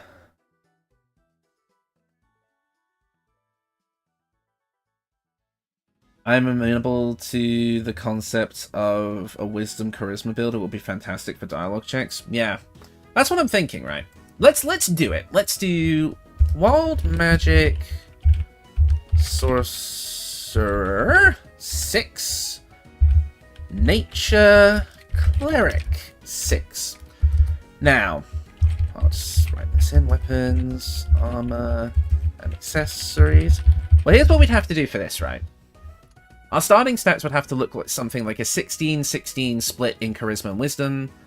If we dump Dex and use the Gloves of Dex to bump it back up, then we can kind of have Constitution be around 14-ish. That's what I'm thinking. So if we say the armor is going to be... Let's jump on over to... why have I gone a new tab? Let's jump over to items real quick. Handwear and headwear. So... F Dexterity. Oh, I didn't put a T in. Dexterity. No. Dexterity. No, we're just going to scroll down. Ignore my stupidity. Right, let's see. Yeah, Gloves of Dexterity. And then we just pop them in. So that's one stat we don't have to worry about. And then next, if we go to Headwear, and we grab the Birthright Hat, which the only thing is with the Birthright Hat is obviously it's not till Act 3. But if you're focusing mainly on your Nature Cleric spells maybe to start, it's not as bad of a thing. Land Druid offers so many elemental spells. Yeah, I know, but we're already taking 6 levels of Sorcerer, so we kind of get those anyway. I'd probably lean Druid for wider spell choice and theme. Maybe we can go like Sorc 4, Druid 6, and Cleric 2, but maybe that's a bit too much. Yeah, I'd say that's too much. Fey Extra Life is no bueno. No, we don't use Extra Life here when we can avoid it. I literally have like an extension installed on my browser here that if I click on a Extra Life link, it just takes me to the independent wiki equivalent. Glare. Gloves of Dex, I think just it's the band-aid solution to multi-ability score dependent builds like this. We want wisdom and charisma, so not having to worry about dex because of our glove slot is the best. And then if we take the birthright hat, we get a +2 to our charisma, so that's another thing we don't have to worry as much about, giving us a bit more room to build our other stats out. I mean, I know the debate between Nature Cleric and Druid is still kind of going on. I'll weigh the pros and cons of both kind of in the video, I think, and obviously it could be down to you to choose. But I don't know. It's going to be down to preference, because like, if you go with Circle of the Land, you're a bit lesser off kind of in the earlier levels sometimes, because there's not actually that many straight combat options here. If you kind of look at level 2, it's not, and since we would only be taking around 6 levels, you'd get to level 5, and then you only have things like Cool Lightning or Lightning Bolt or something. I think Nature Cleric does a little bit more with the lower levels. Yeah, we'd also get heavy armor.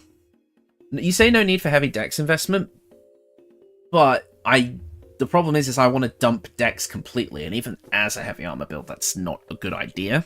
So I think clubs of dex are still going to work for us, I think. I was thinking of making a build mixing Archery Fighter and Moon Druid for a fighter that can turn into a big beast didn't need be. Yeah, that works. You just have to be mindful that, like, the more levels you take in Fighter, the weaker your wild shape overall is going to be. So just be mindful of that. But yeah, it could definitely work. No, Nature Cleric gets it too, which is interesting, because you think Nature Cleric, of all things, wouldn't get heavy armor, because I think in traditional D&D, like, druids aren't allowed to wear metal armor or something, and most heavy armor is metal. But yeah, no, Nature Clerics get it too.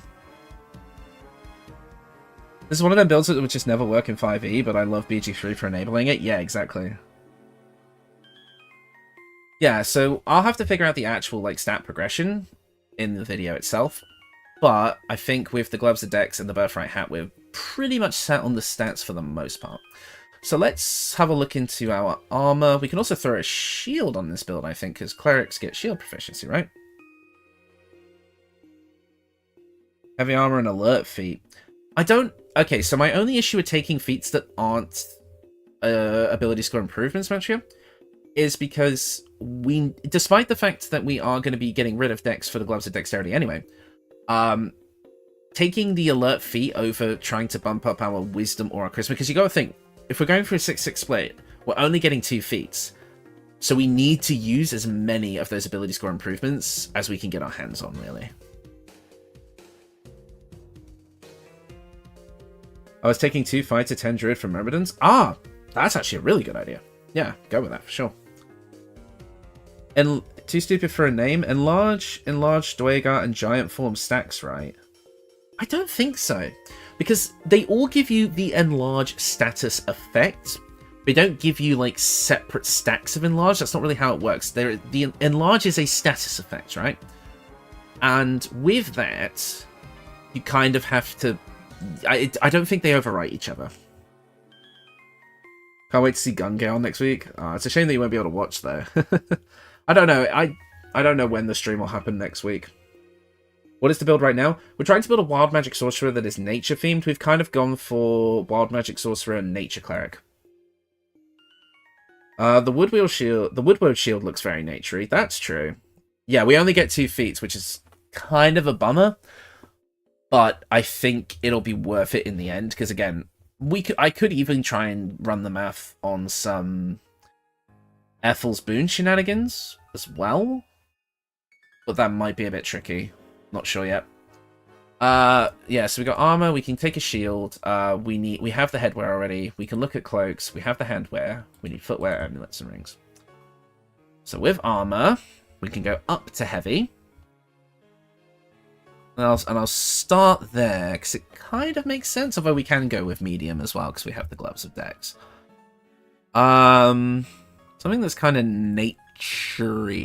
I don't think there's many nature-y heavy armor ones, so... Yeah, we could go with the woodward shield just so we have something that looks nature-based. I think that makes sense. There's also the Iron Vine shield. When the wearer is holding a weapon empowered with Shillelagh, and when they are hit by a melee attack, the attacker takes piercing damage equal to their wisdom modifier. I mean, we could grab Shillelagh and kind of have like a quarterstaff, because a quarterstaff is kind of like a thing for both druids and sorcerers. So we could go with the Iron Vine shield and try and pick up Shillelagh somewhere along the line. And kind of have it like be not really again, we're not trying to make a Gish really, are we? Trying to make a spellcaster. I think the chat broke again. Let me just double check. When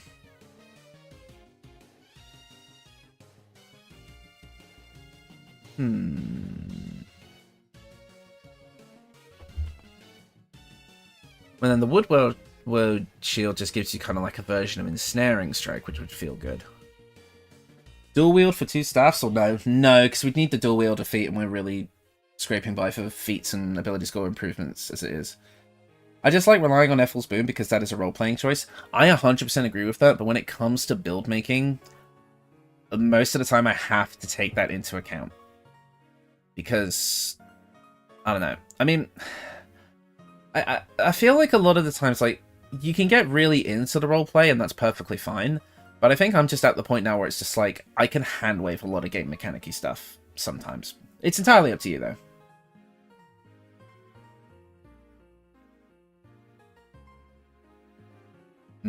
I don't know yet. We'll see. I would say either the woodward shield or the Iron Vine shield. I think the woodward might have some more use cases. I don't know. I'm just gonna slap the Iron Vine shield on, and I can change my mind later. I'm not staying forever on this because I am officially running out of time at this point. Right. As for a potential cloak, I mean, we're doing a lot of stuff with elemental stuff, so maybe I don't know.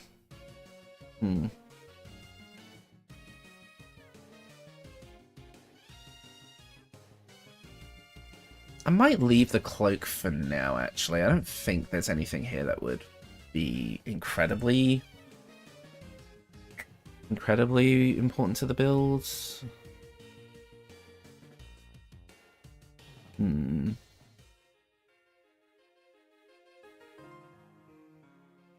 as far as just general equipment goes, I mean, I don't think the equipment is actually that much of a bother on this build. It's not something that is totally ironclad. I mean, we could go, if we wanted a decent armor set actually for this build, the Armor of Landfall would be quite nice, because what the Armor of Landfall would do is it would allow us to regain hit points while we're on a plant growth surface. It would give us an extra casting of plant growth per short rest. It would give us advantage on con saves, which could be really useful. And it would also give us a +1 bonus to our spell save DC, which is good, because when we have split spell stats like this, it helps to raise that spell save DC, so even the ones from our lesser category, our lesser spell level can kind of... You know what I mean. Basically just means more spells do good better. That could be good, especially since we have higher... I'm actually going to take it, because I think it is the best armor set for this build, actually, just with everything it gives us, in my opinion. So, we've got the armor set. I'm not sure if chat's frozen again. Sometimes it does that. Yep, it froze again. Chat, why do you freeze? Sorry, who said what? Casting Shillelagh on a torch is pretty cool. Free fire damage. Oh, shit. Damn it, why did friggin' chat have to freeze? Oh.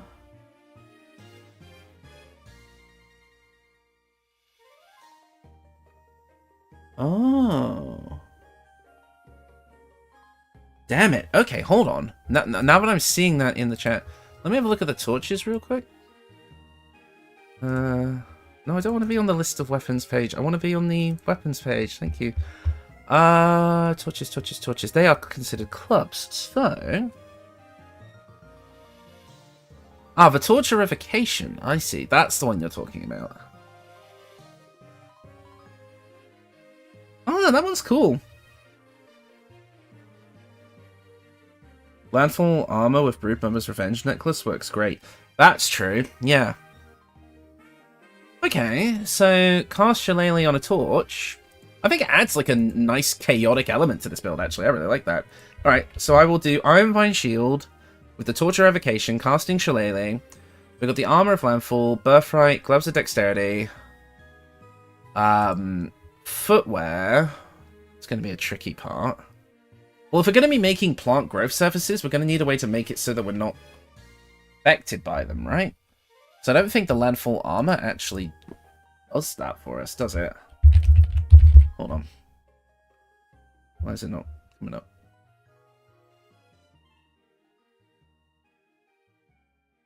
Yeah. So we need something to allow us to move on plant growth, so that's what our footwear should be focused on.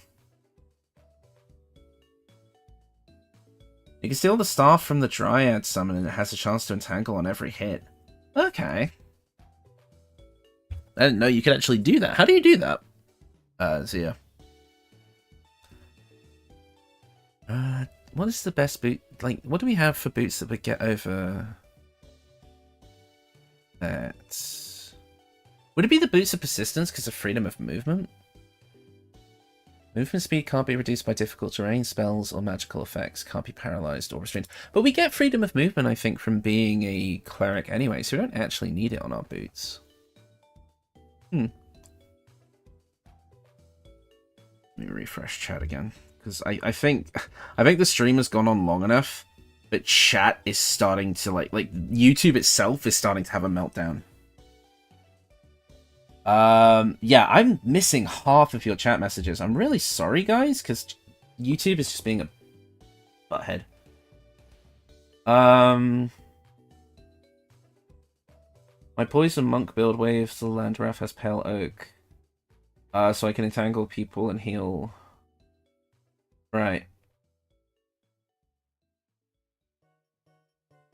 It's minus 4 degrees Celsius where I live? Oh, damn, Rex. What's the best?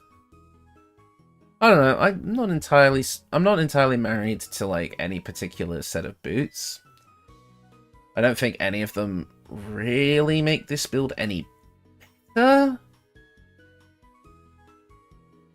It's super cold in Sweden right now. Yeah. I mean, it's actually cold in the UK. We're having a big wave of cold at the moment. But we're still fairly temperate overall. Again, I don't miss living in Canada. I would be, I don't know how many feet deep in snow right now, and it would be hell. Driving to work and back would have been terrible. I mean, I'm not married to any particular boots, I must admit. I think I'm just going to throw on something that I think is just a good option that you can get easily. Just, yeah. I'd say the evasive shoes. Since we're wearing light armor, it might be nice to have a little bit of extra armor class, but I'll look into that a bit more later. So amulets now. Let's see. I would say, yeah, someone said the Broodmother's Revenge, and I actually feel like that works quite nicely with the Landfall armor as well. And oh, but it's coating our weapon in poison. But again, this isn't really a weapon-based build for the most part, but because we're not getting like extra attack or anything. I don't know. It'll be down to see how people kind of build it, but I don't know.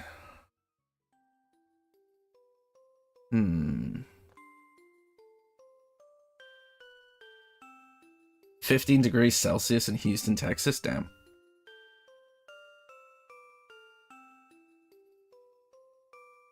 And I think maybe... We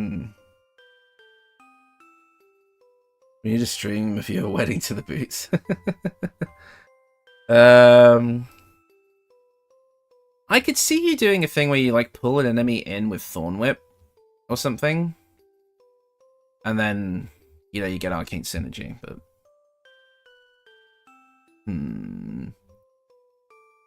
Tell you what, I think, because I'm kind of out of time anyway, leave, I'm gonna leave this kind of with me.